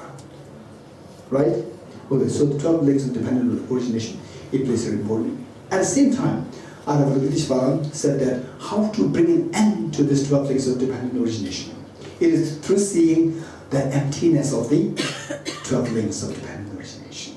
Okay. Then the next one is Four Noble Truths. That's easier. Most of you are already familiar with Four Noble Truths. Noble Truth of suffering, Noble Truth of the cause of suffering. What is next? Noble Truth of the cessation of suffering. What next? The Noble Truth of the path leading to the cessation. So the four Noble Truths. And this again, an important concept, and I hope most of you are already familiar with that. Those who are newcomers, don't worry, our job is to keep continuing, keep exploring, study more. Okay, so with this explaining that all these things, they're all just dreamlike, they're all coming from your mind, then in a way, Aryavriteshvara is saying that it is like we dreaming of being in, say, aware, being aware. For example, being in Tibet, we dream of being in Tibet, and we see the Potala Palace, we see the people here, there, we see the trees there, we see the cars going there, And then you may be going to the palace, you see the place where His Holiness the Dalai Lama, before he left, he was just seeing all these things. And somebody says, hey, this is dream. So, no, it can't be, it's not dream, it's so real. How come that this is, all these details are there? Dispelling darkness is, what darkness is ignorance. It's through the light, this is all here. Right? How can my mind create all these details? Small letters, big letters, beautiful forms. And look at these flowers. How can my mind create these flowers? Right? And then when you wake up, you'll be amazed to see that all these fine details that you saw in the dream, they are nothing but a creation of your mind. Right? Now, so Aravikteshvara saying that all these things, the 5 aggregates, 18 elements, then the 12 links, then the 4 noble truths, and so these, they are all nothing but the mental creation, which means the self which is always involved as a troublemaker. This is dreamlike. Because it is dreamlike, why should we latch into it?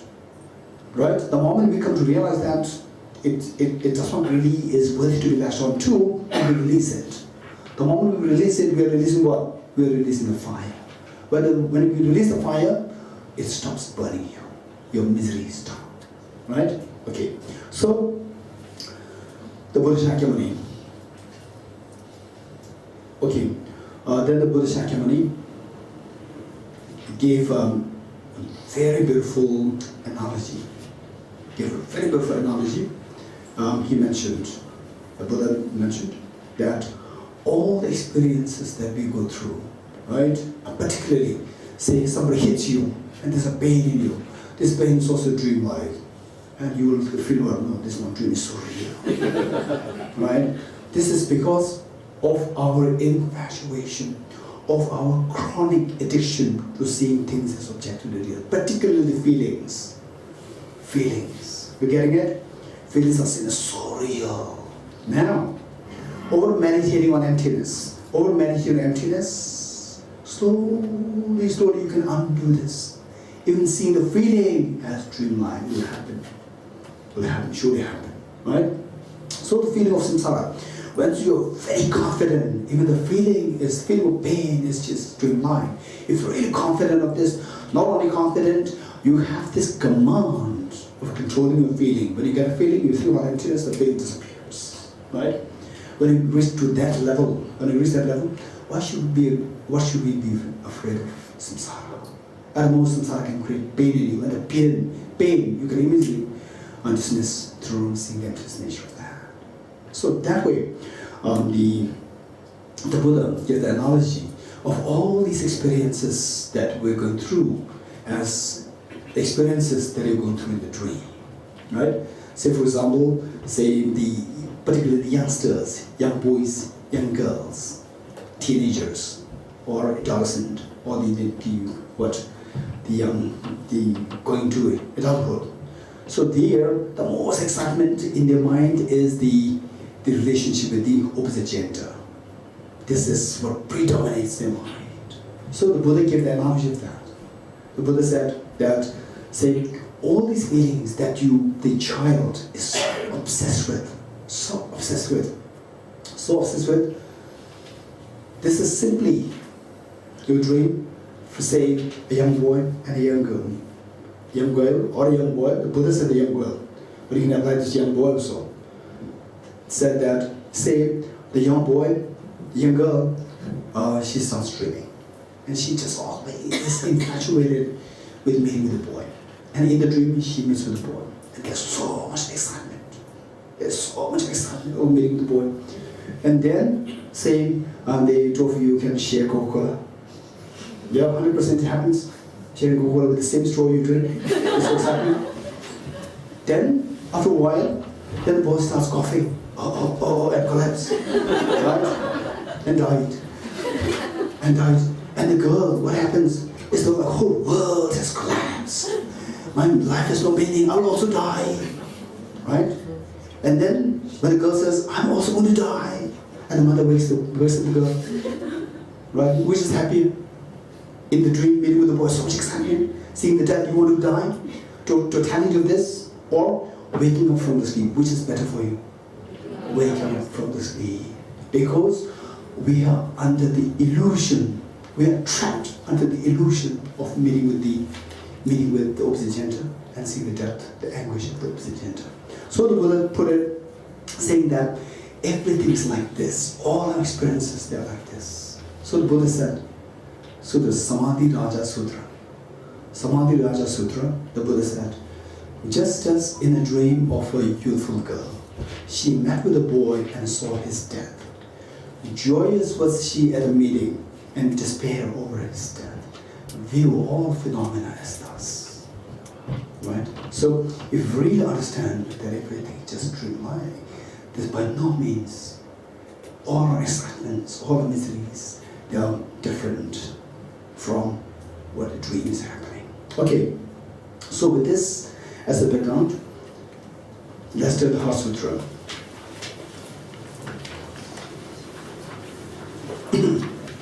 Page 15. Page 15.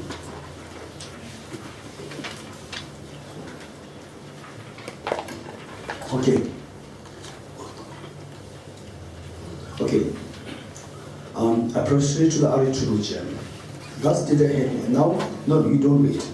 I'll read and see where necessary explanations are required. I'll explain this. Otherwise, what we have explained since this morning, now, it is, you'll see that, oh, this is all the year current. Thus did I hear at one time, which means that, say, the teachings of the Buddha, they have been compiled later on. Compiled by the Arhats, by the Bodhisattvas, later on. So therefore this is, thus did I hear at one time. So these teachings fall under the category of the Mahayana teachings. Because it's the Mahayana teachings, usually the compilers, they are Bodhisattvas. So this is, but we are not too sure, there's no recall as to who really compiled this. And then the Vajrayana teachings, they are usually compiled by Vajrapani. So that is clearly mentioned in many of the texts. But the other Mahayana, the Sutra teachings, they generally stated that they are compiled by the Bodhisattvas. But who the Bodhisattvas, Heart Sutra, who compiled? So this is not so clearly mentioned here. Okay, so thus did I hear at one time, meaning recalling the situation, the background of the Buddha Shakyamuni, going to the Pacha Peak. And the Pacha Peak, as we already learned this morning, how this the hill came to be known as the Pacha Peak. Master Pacha's mountain in Rajgriha, together with a great community of monks and a great community of Bodhisattvas. At that time, the Bhagavan here referred to Buddha Shakyamuni, was absorbed in the concentration on the categories of phenomena called profound illumination, which is the emptiness, ultimate expansive emptiness, just into the ultimate reality. The Buddha was absorbed in this experience. Also at that time, now the Avalokiteshvara, also at that time the Bodhisattva Mahasatva, Avalokiteshvara, looked upon the very practice of the profound illumination of wisdom. Profound illumination of wisdom is the wisdom which illuminates the emptiness, ultimate reality. And beheld those five aggregates also as empty of inherent nature. Meaning that, so this is a summation, it's a big summary, it's a big abbreviation done, saying that just as this self is dreamlike, it is empty of intrinsic reality. Intrinsic reality, objective reality, they are synonymous. Okay, intrinsic reality, objective reality, inherent reality, right? And then say what? Ultimate reality. So these are all synonymous. Okay, possible. Okay, it doesn't matter. Later on we can write this. Okay, so it says, Avalokiteshvara looked upon the very practice of the profound illumination of wisdom and behold those five aggregates also as empty of inherent nature. Meaning that not only the self is empty of inherent nature, what constitutes the self? How the self is empty? Because the self, we see that it's just the five aggregates. Beyond five aggregates, the self disappears. Like what Nagarjuna said, if the mirage were to be water, why not those close by the mirage? See water. Okay, so that way we see that within this sphere of the five aggregates, within this level of five aggregates, the person disappears. The person is dreamlike, empty of inherent nature.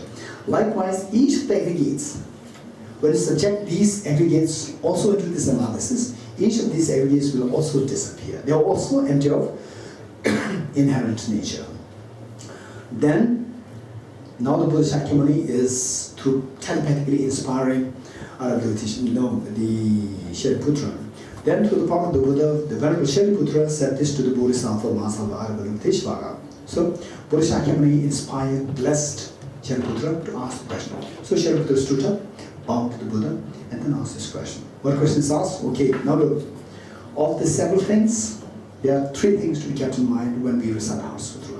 One is, what question was asked by Shariputra towards Avalokiteshvara on our behalf? What question was asked? One.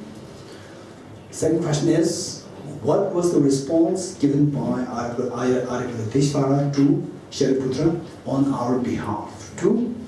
Then number three, in what way this response helps us to acquire what we see, to help us to free us from the miseries. So 3 points to keep in mind whenever you read the Heart Sutra. Okay, so the first point. Then through the power of the Buddha, the Venerable Shariputra said this to the Bodhisattva Mahasava Avalokiteshvara. How should any child of the lineage trained who wishes to practice the activity of the profound professional wisdom, any child of the lineage, meaning the very fortunate daughters and the sons of the lineage. What is that lineage? Lineage of the Buddhahood. Okay, so what practice should they do? This question asked. So he was asking the question on our behalf. Then he said that, and the Bodhisattva Mahasava Avalokiteshvara said this to the Venerable Shariputra. Now the response coming. What's the response given? Shariputra, any son of the lineage or daughter of the lineage who wishes to practice the activity of the profound professional wisdom is the wisdom which takes you to Gate, Paragate, Parasamgate, Bodhisattva. So this wisdom, activity of the profound professional wisdom, should look upon it like this. So how should you practice it? Correctly and repeatedly beholding those 5 aggregates also as empty of inherent nature. Repeatedly meaning, when you see the emptiness, don't feel complacent. For example, one thing which is different, the contrast between the Buddhist philosophers and the Western philosophers, generally speaking. One thing which is different from the Buddhist philosophers, Western philosophers, and the scientists, contemporary scientists, modern scientists, is that Buddhist philosophers and also the Hindu philosophers, the philosophy, the concept they discover, they discover it once and then they continue to repeat this experience. Right? For example, when you're suffering from tuberculosis, then you have to take the medication. And the medication, you take the first dose and then finish. Okay, tomorrow I should be okay, right? And tomorrow, no, you are not. Nothing really changed. You are still sick. So what's the problem? You have to repeat this dose. Whereas the Western philosophers, in general, not all, in general, and the modern scientists, what they do is that once they discover something, they publish it. Once they publish it, their work is done, right? They will not repeat it any further. Others will repeat it to see whether it is. Others will verify that, repeat it to verify this, but you will not repeat it, right? So, whereas the philosophers in the Asian tradition, particularly say the Buddhism, Hinduism, particularly these two, they emphasize so much. What they discover, they're trying to use it as medicine. That's the difference. So therefore it says here, correctly and repeatedly, you repeat this experience so that Gate happens. Right? Repeatedly, beholding those 5 aggregates also as empty of inherent nature. Beholding those 5 aggregates also meaning not only the self to be empty of inherent existence, even the 5 aggregates which constitute the self are also empty of inherent existence. So it is talking about emptiness of 2 things. Emptiness of the constituted and emptiness of the constituencies. Right? Okay, now the next part. Form is empty, emptiness is form. Empty is not other than form is also not other than emptiness. Okay, if I succeed in this, then amazing. If I succeed in this, because it's the first day, second day of the teaching, right? Or second day. Just in second day, right? Just Okay, so we all should put effort together, right? Okay, so what it's saying here is that, let us say that, okay, where's Wayne, right? He's there, right? Okay, this analysis is known as conventional analysis. So this analysis, this kind of analysis is what is accepted in the conventional world, right? Oh, I have to ask something, where is Wayne? I have to ask something, where is Jibala, right? So this analysis is accepted in the conventional world or not? It's accepted. So therefore this is known as conventional analysis. Now, after finding Jibala, right? Jibala is in front of you. Hey, where is Jibala? Right? What are you saying? I'm here. This chest is not you. Right? Your mind is not you. With this analysis, what will you find? Jibala will disappear. You getting it? This analysis is not accepted by the conventional world. Because if you do this analysis in the shops, you'll be in problem. You ask the shopkeeper, oh, I want a flower to offer to TBC. Then the shopkeeper gives this little flower here. Where's the flower? This is atoms. Right? The moment you say this, the shopkeeper may be very busy. He will say, go to the mental hospital. 100% he will send you to the mental hospital. Which means that something is wrong. You don't conform to the conventionality. So you cross the conventionality. So crossing the conventionality is known as ultimate. Going to the ultimate. Opposite of conventionality is ultimate. So conventional analysis versus ultimate analysis. You're getting it? Same verse of flower is here. This is what analysis? Conventional analysis or ultimate analysis? Conventional analysis. Seeing the flower, where's the flower? Atoms of the flower, you ask this question. Then what is this analysis? This is known as ultimate analysis. You're getting it? Okay. Now look, this is very important. This is very important. Okay. Say the flower exists in which analysis? Conventional analysis or ultimate analysis? Conventional analysis. Very good. In the ultimate analysis, what happens to the flower? The flower will disappear. You're getting it? Okay. Okay, now look at the other person. Look at the other person sitting next to you. Just look at the other person. Huh? No, look seriously. Look at the other person. Why are you smiling? I did not ask you to smile. I was simply asking you to look at the other person. Okay, you smiled. You smiled because you saw something. You saw something. Now, under the electron microscope, if you look at the other person, what will you see? You will see just atoms. Will you smile at that? How you will smile? You will not smile. Just seeing the atoms, if you smile, you will have to go to the microscope. Yes. If you see the atoms and then you start smiling, you have to go to the microscope. Which means that you are not seeing the atoms, you are seeing something else. You are seeing something else. And yet, this analysis, when you look at the person, other person smile, you also smile, this is happening on the conventional level. Right? Then I'm looking for the person, then you try to look into seeing the person, you look at the atoms. You're looking for the conventional or you're looking for the ultimate? Ultimate. In the ultimate analysis, what will you find? Where will you find a person? You will never find a person. Person will disappear. You getting it? Okay. Now imagine this hall, TBC hall, is the hall of conventionalities. Right? And the moment you cross this hall, you go into the ultimate analysis. Okay, don't forget it. Let me say this again.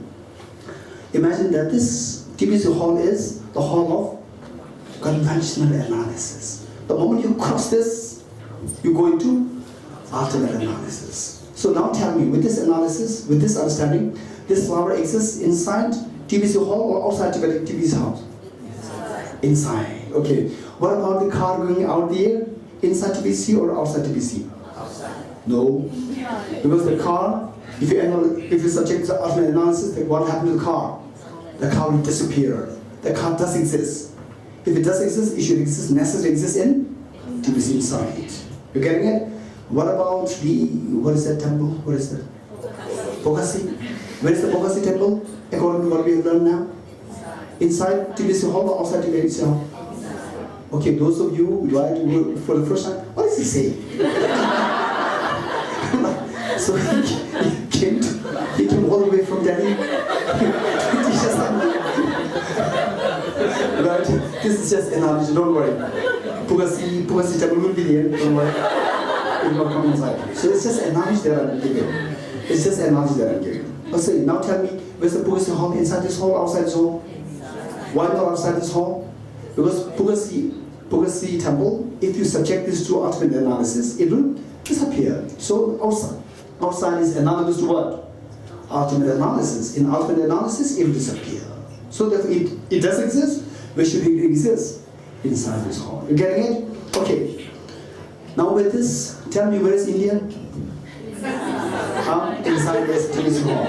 You're getting it? Okay. With this, we see that if you look at the same flower, if you say this group and the group upstairs, right? This group is looking at this flower through ultimate analysis. And the group upstairs, they are looking at this same flower through conventional analysis, right? Okay, they are looking at the same object. Now, you're looking at this through what analysis? Ultimate analysis. And what about those upstairs? They are looking at through the conventional analysis. You getting it? Okay. Are you two looking at the same object or you're looking at the different objects? You're looking at the same object. Okay. You're looking at the same object. What do you see? You see the emptiness of the flower, that the flower disappears. Right? What do they see? They see a flower. Right? So this flower is a form or mind? This flower is a form or this flower is a mind? Form. It's a physical form. So you're now instead of saying flower, let's say form, because what it says here is a form. Form is empty.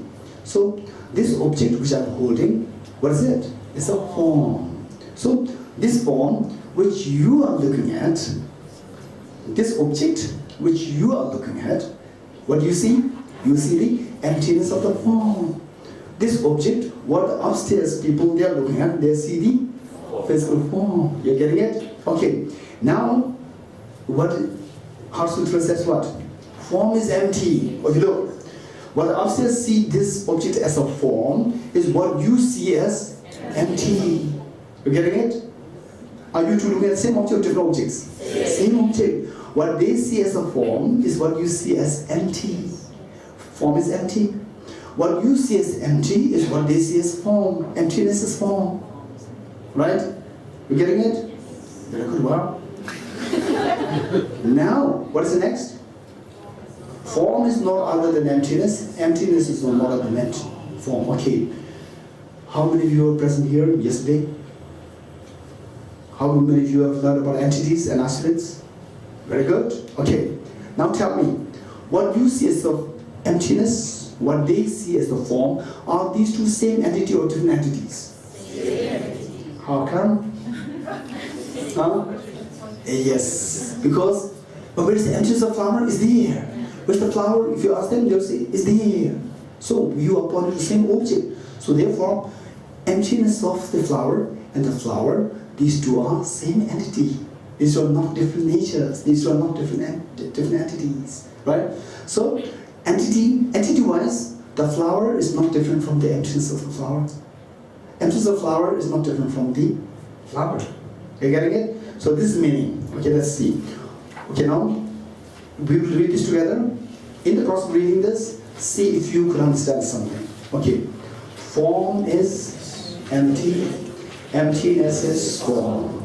Emptiness is not other than form. Form is also not other than emptiness. Okay, this part. Up to this point, do you understand or not?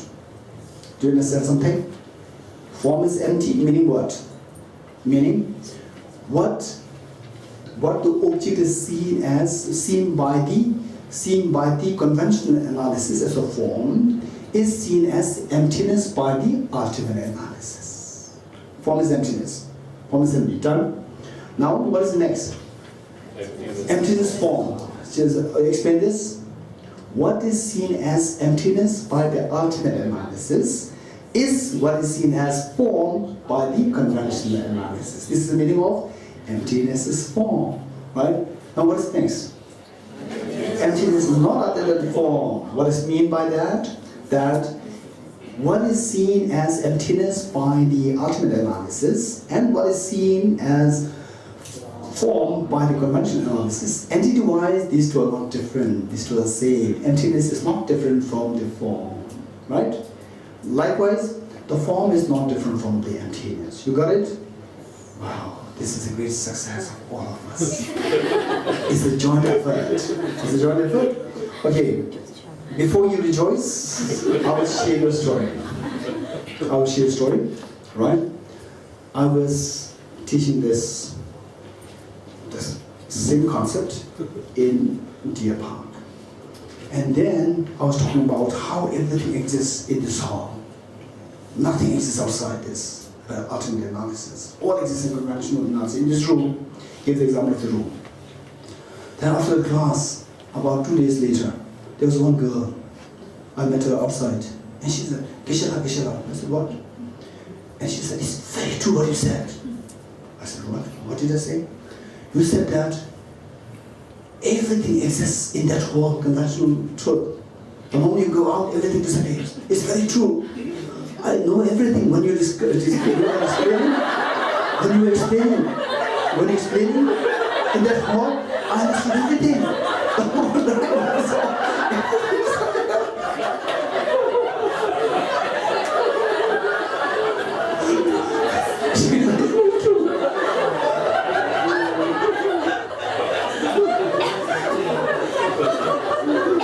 Yeah.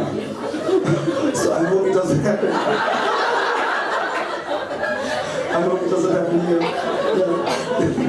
Right? Okay. If it doesn't happen, then you can rejoice. Otherwise, okay, give it to you know. Okay. Okay. Okay, now let's see. Page 16, we are done with the form is empty, emptiness form, emptiness is not other than form is also not other than emptiness. Now, in the same way, keep in mind that this conflict which we studied now, just for a few minutes, how ultimate analysis, what is seen by ultimate analysis, what is seen by meta analysis. Of course, it is so important concept, yet I explained this in just a few minutes and we struggled together, we did together. Now, this is what we're going to do, we're going to repeat it so that our understanding becomes very stable, right? Okay. With this, let's continue reading. In the same way, now look, so far, form is done. Out of the 5 aggregates, aggregate form is done. Aggregate form is empty, emptiness of form is not an emptiness, emptiness is not an form. Now, in the same way, feeling. Now the remaining aggregates, aggregate of feeling, discrimination, composite factors, and consciousness, the 5 aggregates. Okay, the feeling, look, say, when you go into depression, when you go through depression, when you go through very tragic incidents like this, and of course it's not easy task. It's not easy task. It's quite challenging. At the same time, it's so rewarding. It's so rewarding. Say many times, people, when they say mentally, they become so uncontrollable. The mental agony, the mental pain is so uncontrollable that they have to survive on medicines. Now with this meditation emptiness, you don't need medicine. And of course I refine to some degree of refinement of the meditation emptiness. With this, you don't need. What is happening? That the person doesn't want to go out. The person doesn't want to meet anyone.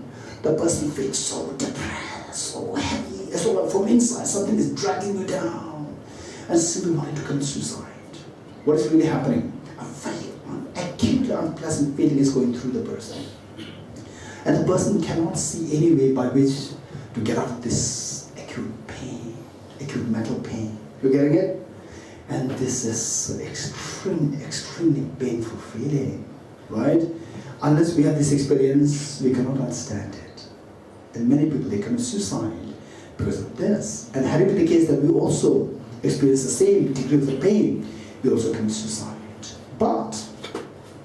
But in many cases, say the relatives and their family members, they take the person to the psychiatrist, then feed on the medicine, the antidepressant medicine, and so forth, right? With this, you don't need antidepressant medicine, right? You go through this pain. Just reflect on the emptiness, how this pain is also just like illusion, right? The moment you get it, instantly the pain will disappear, and you will feel the mind being from dragged, pulled down. You feel that your mind is lifted. Instantly, it's uplifted. You will just feel the lightness of mind. Amazingly powerful practice. Amazingly powerful practice. So therefore, what I would say is that even if you are on medication, medication has so many side effects that itself can kill you, right? Okay, so now nobody wants to go through such a pain, and nobody wants to go through such a strong antibiotics and antidepressant medicines. If you really don't want to go through this, if you really feel compassion towards yourself, if you really love yourself, if you really love others, your near and dear ones, and also your babies, the best thing is to seek this medicine of the emptiness, right? So I'm not saying this out of my experience. I'm not saying this out of my saying it's a creation. It's what said here in Aravritishvara. So he said, in the same way, feeling, think about the emptiness of the feeling. So keep in mind, that is not an easy task, of course. First, we need to learn the emptiness of the external objects like the flower and so forth. That's much easier. Then the emptiness of the cell is much easier. And so feeling is acutely difficult. Acutely difficult. Yet, there's a ways and means by which this can be accomplished. Right? So we have to take steps. We have to take steps. And then perhaps in this discussion, how many more days do we have? For the first phase. First phase, or we can do it in the second phase. So do the second phase. Second phase meaning from what? They don't know what is second phase. The dates. 20 June 20 till 24. Okay. So June 20 till June 24. So this is the second phase of I'm here. So I'm going to do a meditation on the emptiness of the mind. So those who are interested, please join us. Okay. Mind and the emptiness of the feeling. Right, that we're going to do. Okay. And somebody has to remind me. Okay. Okay. So with this, we see that in the same way, feeling, discrimination, constant factors, and consciousness are empty. Shall we go through likewise? All phenomena are empty. All phenomena without characteristics, unproduced, unceased. Okay. Without characteristics, it is in relation to the truth of suffering. Truth of suffering, it has its own characteristics of miseries, but it is empty of objective characteristics. Unproduced in the sense of the truth of the cause of suffering. Cause of suffering is one which produces the results, but it does not objectively produce. Then unceased, the truth of the cessation. Truth of the cessation is to be understood in the form of seeing that your mind has ceased all your mental defilements. Now, but this, although the defilements, they do cease, they are removed when you meditate, when you go through gate, but they're not objectively, they're not intrinsically ceased. Even the truth of cessation, so let's talk about the Four Noble Truths. Then the stillness, the path, the fourth path, the fourth truth. The path, although the path is so, okay, let's say, the without characteristics, unproduced, okay, let's say this is the sequence a little altered. Without characteristics is with the truth of suffering. Then the unproduced is with the truth of let's say the stillness. Okay, I think either there's 1, 2, 3, 4. Okay, let's say unceased, then stillness. Say stillness, not without stain. Say the path which you meditate, the path is actually what? Okay, let's say like this. Say, for us to meditate on the path, we go through gate, parasamati. So towards the first gate and towards the end is stillness. And initial part is with staying. So the stainless, meaning in the initial stage where we have stains, but objectively they are not of stain, they are stainless. Then not without stain, meaning in the end when you reach the bodhisattva, it becomes stainless. What is stainless, but not objectively stainless, not inherently stainless, right? Okay, this is very precious concept. Say Buddha at one time say emptiness is so precious, so precious, so precious. Then we slowly start releasing the sense of self, we start grasping at the emptiness. So there's a problem, grasping at emptiness. Because of which the Buddha taught the emptiness of emptiness. Right? Okay. So with this, even when you say gate, parasampati, bodhisattva, right? Bodhisattva. Say bodhisattva is the stainless state. Stainless. Oh, this is stainless. This is so precious. Then there's a danger. There's a danger that we may look at this stainless state of the bodhisattva as objectively real. So to counter that is a stain. That is a stain. Seeing the stainless as objectively real is a stain. So to counter that, the stainless, not without stain, not deficient, not fulfilled. So meaning that, say for example, say when you are again going through the gate, these stages, are you deficient of the path, or your path is fully accomplished? It's deficiencies there, meaning you're not perfected in the path. There's a deficiency. But early stages with deficiency meaning we have the mental defilements. So mental defilements, they create the deficiency of the path within us. At the same time, even these mental defilements which creates the deficiency, they are not objectively deficient. They will not objectively create the deficiency. So this is all related to the emptiness. Then not fulfilled. Then what is the opposite of deficiency? The fulfillment. Oh, now I've reached bodhisattva, fulfilled. So although there's a fulfillment there in terms of the virtues, there's a fulfillment there, but it is not to be seen as objectively a fulfillment. Because if you see it as an objective fulfillment, it's not fulfilled. It is like saying, hey, don't shout. If I say, hey, don't shout, right? This hall is not to be shouted. No one should shout in this hall. I'm shouting. Which means that I'm supposed to create this room and the rules go with myself. So likewise, we see that the enlightenment is a fulfillment. And yet, when you see the enlightenment as objectively a fulfillment, objectively an accomplishment, then this is the non-accomplishment. Okay. Shariputra, therefore, in emptiness, there is no form. Now these 18 elements. 18 elements, what are the 18 elements? 6 objects, 6 sense sources, and 6 consciousnesses. Okay. The first 6 are the 6 objects. No form, no feeling, no discrimination. Oh no. Let's say this is again the 5 aggregates. Going through the 5 aggregates, they are repeated 2 times. There's no form, no feeling, no discrimination, no constant factors, no consciousness. Okay, but this is the 5 aggregates.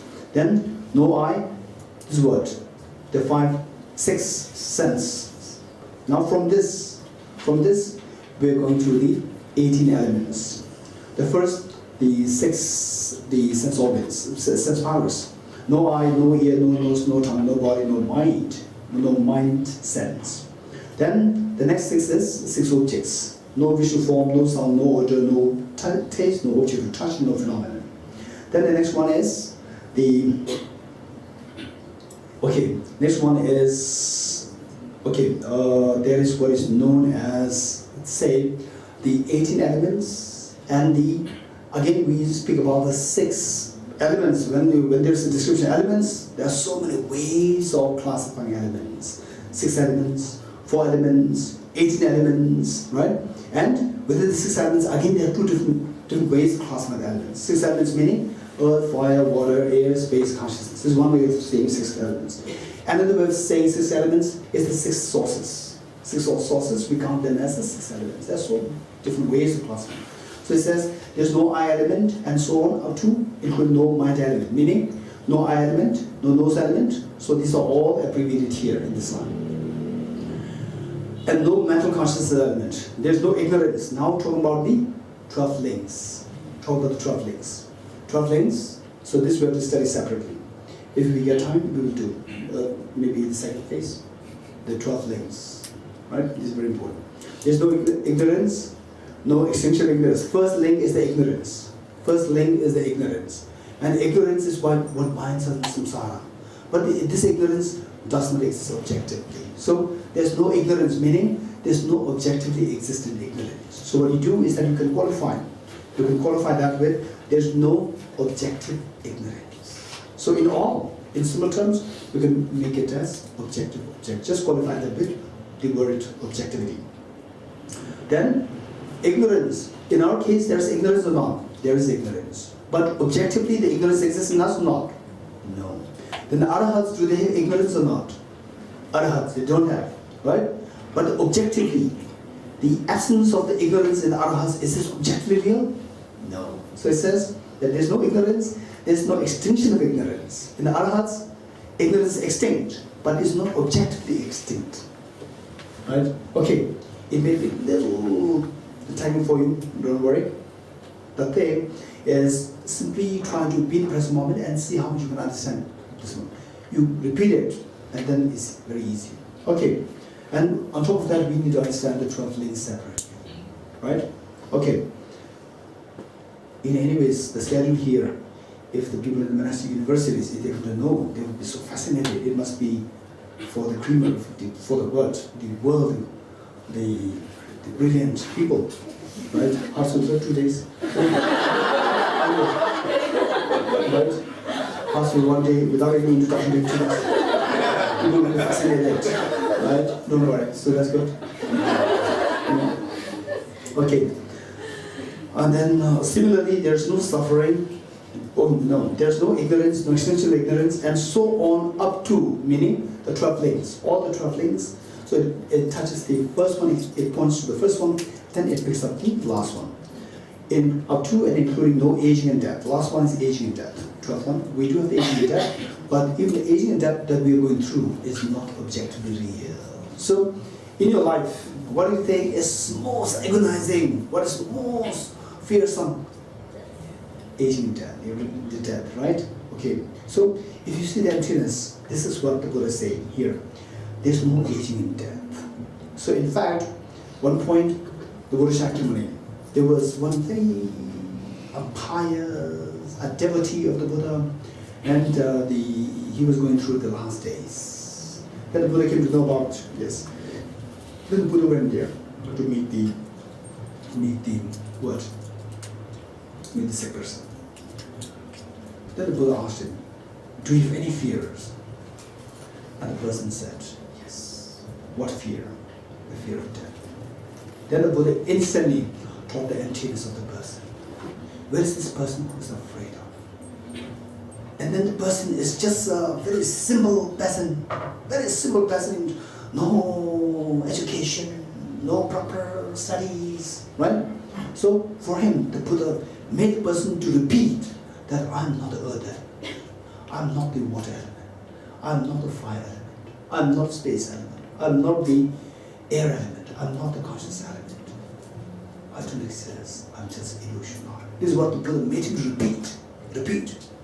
After this, after Buddha made him to repeat like 3 times, then he said, he just folded his hand and told the Buddha, now my fear is gone. So this is so precious. This is so precious. Okay.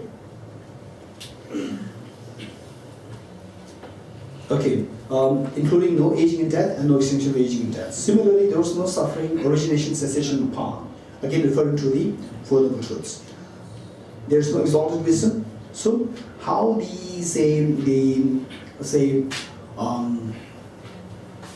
what made you to accomplish the Bodhiswaha?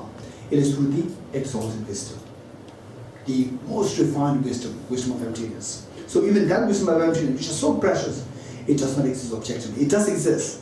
How does it exist? Conventionally. Okay, the exalted wisdom, does it exist or not? It does exist. How does it exist? Ultimate or conventionally? Conventionally, right? Okay, so what we are doing now, this reminded me of one time I just finished my, I think, 10 years of very rigorous studies which Geshe-la and we went through. 10 years, and I was totally inexperienced, right? Just having studied all these things, almost like 24 hours, the 10 years, engrossing the text, debate, memorization, then your own studies and then the meditation, just like this over 10 years, so rigorous. And then say that, oh, the teaching of the Buddha is so precious, it's so precious, and it is so precious, and it is so precious. This is what I've been learning like this for 10 years. Then after finishing my 10 years, still not finished my the studies. After finished 10 years, about emptiness. Oh, this emptiness is so precious, so precious. I spent how many years? Almost like said, if not 24/7 into 10 years, if not, surely 10 hours into 7 into 10, right? Like this, into 10 into 3, 6, 5. And then all these things, my teachers were so kind, we received teachings from His Holiness Dalai Lama, my teachers, amazing. So with all these things, and this young boy, totally inexperienced. As one time I was invited to give a talk to the soldiers, to the Ladakh soldiers. And there was one caretaker of the small temple in the army. And then this caretaker was appointed as a caretaker because he was very pious. Then when the others, they go to training, he always stays back in the temple. And then I see, oh, you are so pious. Then, very inexperienced boy, oh, you must have emptiness. Without emptiness, nothing will work. You must have emptiness. Then he said, yes. Then I started teaching emptiness. Within 1 hour, I was thinking of just throwing away everything what I learned the last, so 10 hours into, so what? Into 12 months, into 10 years, right? This was what I'm trying to give to him. Because so much kindness of this boy, young boy. And then after about no, he was not feeling sleepy at all. He was not at all feeling sleepy. His eyelashes started doubling. Yeah, his eyelashes, it simply folds, it started folding. What happened to you? What happened? Then I realized it is totally my mistake, how inexperienced I am. My teachers did not do this to me. My teachers took all these many years, right? And I was so innocently giving it to this young man. Okay, so therefore, this is what I'm trying to do today to you.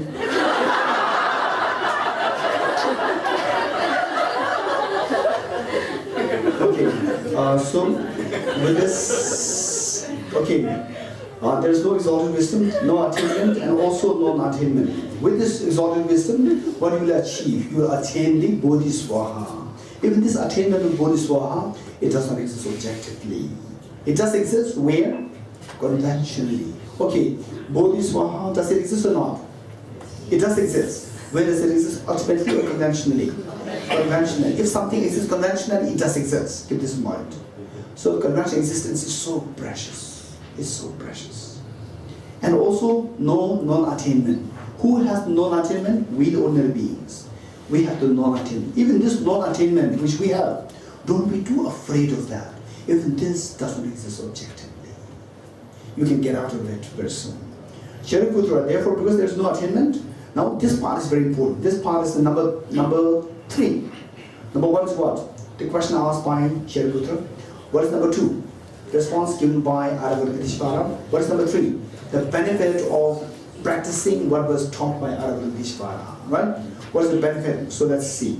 So what it says here is that with this experience of emptiness, as the experience deepens, the fear of samsara slowly retreats.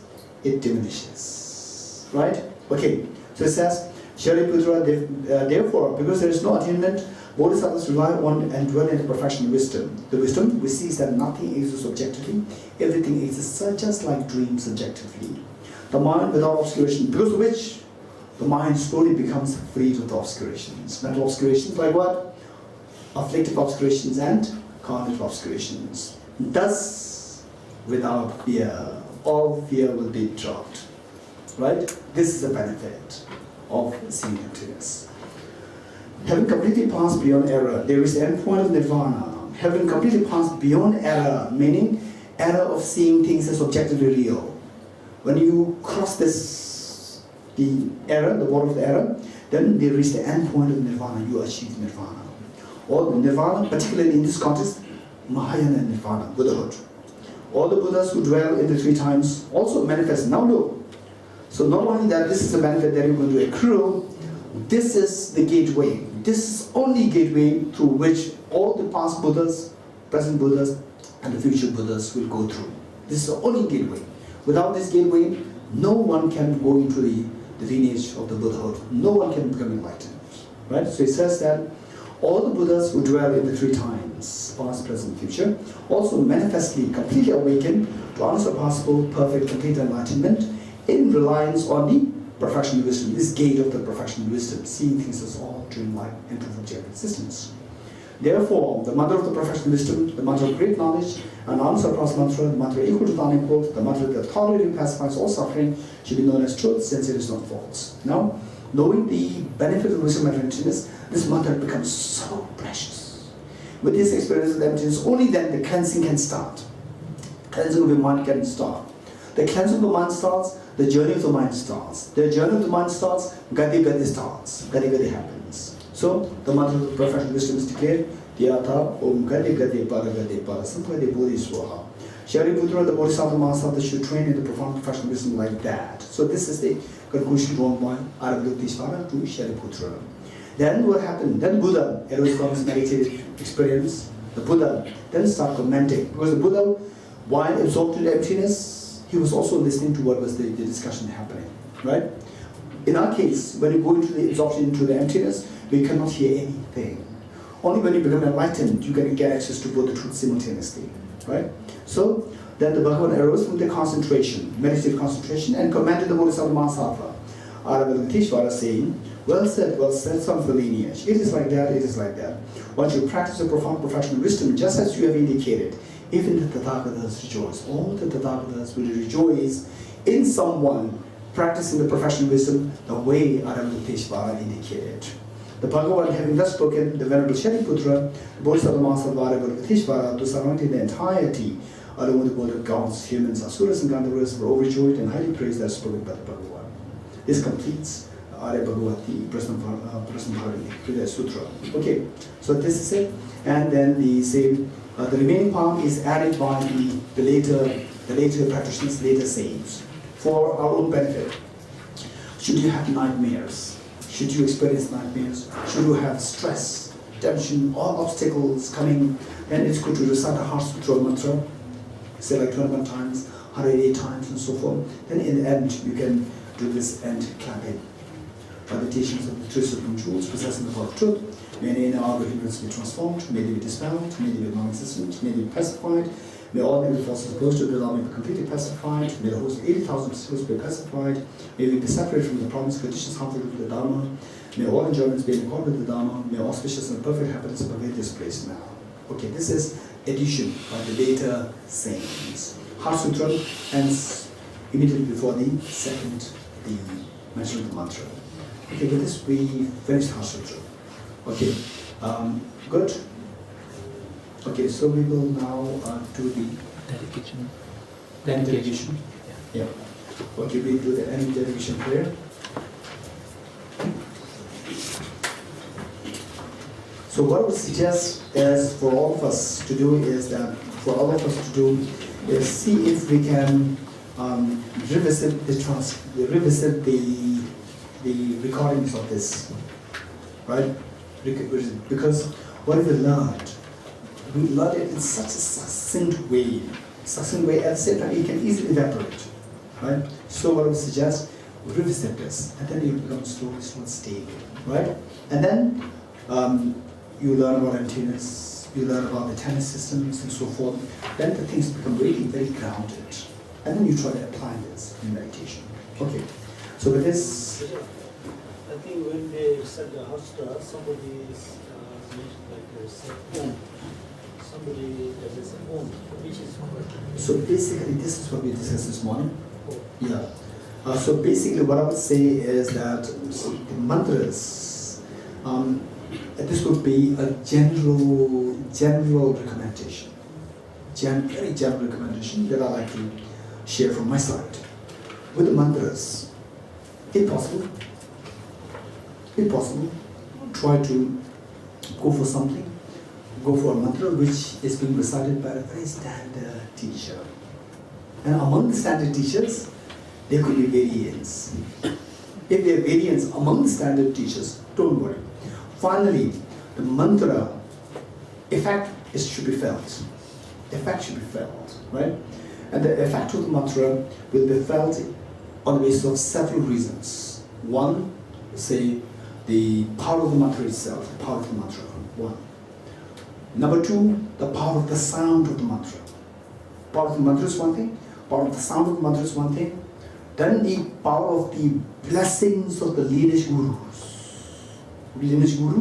who recited this mantra 100 million trillion times in the past. That is the effect. Number three. Then say your devotion, your faith in the mantra, that makes the difference. Then your understanding of the meaning of the mantra. All these factors involved there. From that point of view, saying if they always try to go for a mantra which is said by, say, a teacher who is a very recognized, identified, or say authorized, a great authority like His Holiness Dalai Lama and so forth, right? So you go for see how His Holiness resides. Again, within His Holiness, again he may reside in two different ways in two different places. Don't worry. So if that happens, then the choice is in your hand. Right? Then you go for one with a deep faith and conviction. And don't be too rigid. And if somebody says, without Om, hey, why are you skipping this Om? This Om is so cool, right? And then you say, and somebody says, without the, with Om, you're not saying with the Om, hey, why are you adding this word? This is not true. It's not true, right? Don't be too rigid. So the thing is, as long as you know that this is a tradition followed by, say, very reliable authoritative teachers, then keep in mind that you know both, and you go for one. Right? In fact, why I'm saying this with great confidence is that because finally we have to recite something, right? Finally we have to recite something. So, I can't decide which is true, so I will not recite it unless I decide it. You will never be able to decide this because there's always discrepancies happening here, and in your life you will not recite a mantra, and the benefit is zero. You were waiting for the time, and the benefit is zero. Because you waiting for the too precise. I have this sickness also. This sickness is known as sickness of perfection. I have this sickness, right? So don't be like me. So what I'm saying is that once there was a saint, Tibetan saint, and who was reciting mantra, Om Vajra Chila Chilaya.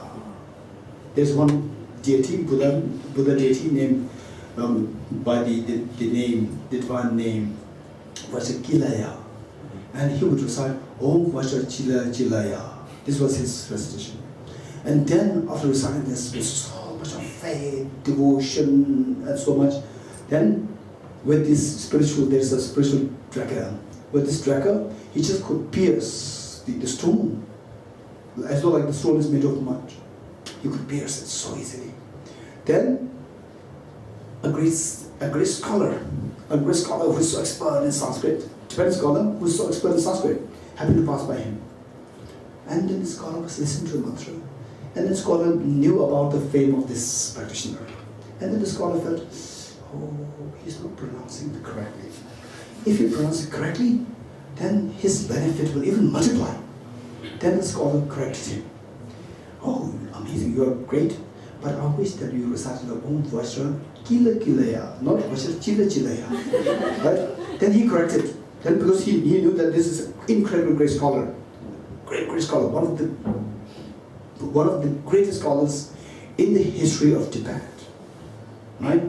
Then he started reciting Om Vajra Kila Kilaya, Vajra Om Vajra Kila Kila, Om Vajra Kila Kila. Then he was trying to see to the power. He just put it is no power. Then he decided whether it is what a chile chilaya, it doesn't matter. For me, it is what a chile chilaya. Then he started to recite Om Vajra Chile Chilaya back to the original faith in this mantra.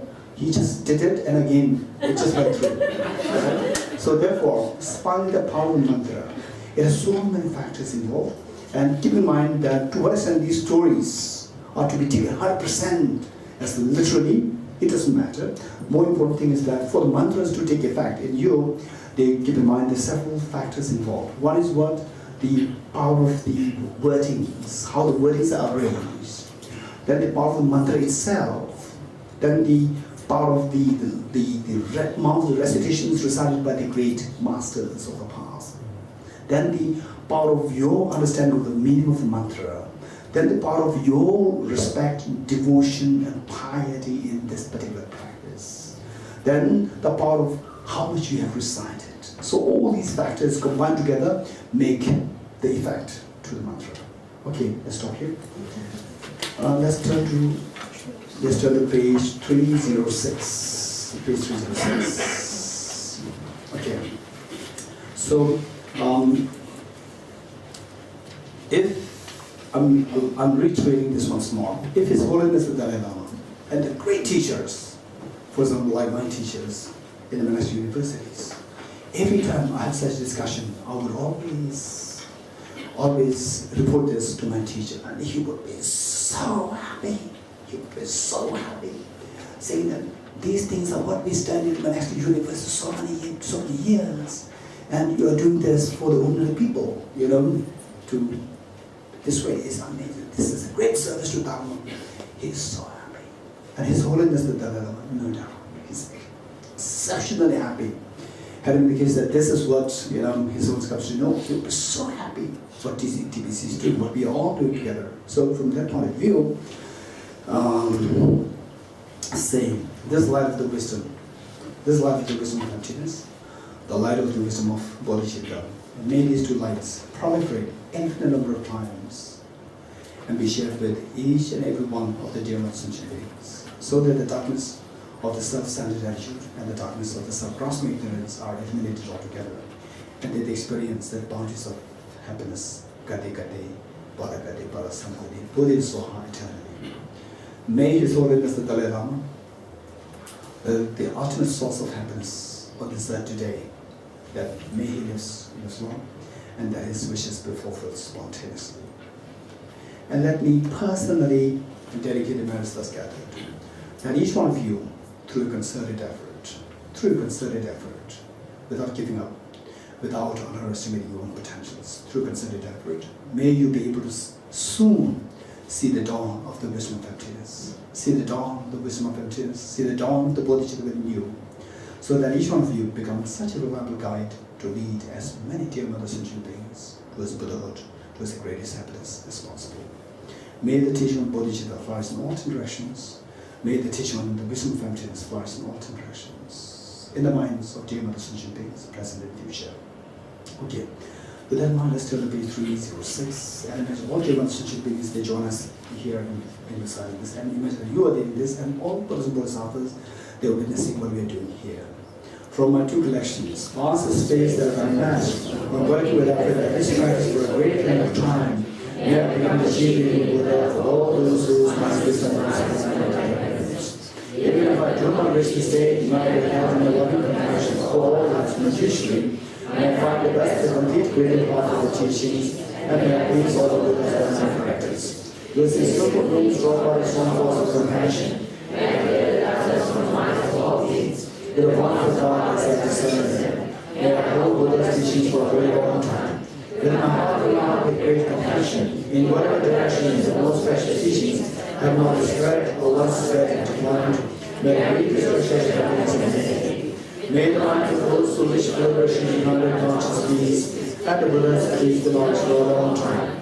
By it is greatly part of enlightenment and terrorists completely to the wondrous virtuous power of the Buddhas and their children. May all human and non-human beings eliminate adversity and create conducive conditions for expressing personal hearts, never be separated any of the lives from the purest love praised by the Buddhas. Wherever someone makes an effort to act in accordance with the temple behind the virtuous practices, may they always be assisted by the mighty ones, and the oceans of prosperity spread everywhere. In the land encircled by snow mountain, you are the source of all happiness and good, all powerful chariots, defense, and counsel, with huge humanity and sorrow things. To the merit of these virtuous actions, may I put attain the state of Guru Buddha, and in all things without exception in the enlightened state. May the Supreme Lord Chitta has been the race and rise and grow, and make that which is the race and not diminish, but increase forevermore. I dedicate the marriage thus gathered towards the realization and teaching the benefits of all Buddhas and Bodhisattvas of the three times, and to uphold the Dharma teaching and realization. May I all honor through the force of this marriage, never separate from the four wheels of the mind and vehicle, and accomplish all the stages of the path, renunciation, bodhicitta, perfectly, and the two stages.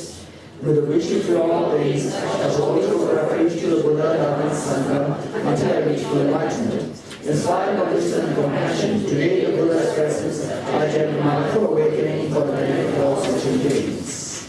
I go for refuge to the true chant, I confess the negativities individually, I rejoice in the virtues of all the beings, I hold the precious Buddha in my heart. As long as space remains, as long as sentient beings remain, until then I too remain and disperse and reach the world. The path of union of emptiness and compassion is closely explained by the protector of Dharma and the beings of snowman. With the good forward and enthusiasm, we supplicate the new wishes of fulfilled spontaneously. May the operations of evil thoughts and deeds of the negative forces of humans and non-humans, while our merits with perverted prayers against the teaching of the Buddhas, be truly granted through the power of the truth of the three Shuddhas. Throughout the future lifetimes, can always be guided by having true Shuddhi and be able to uphold the Dharma in general and the teaching from independent origination in particular, even in the cosmic mind.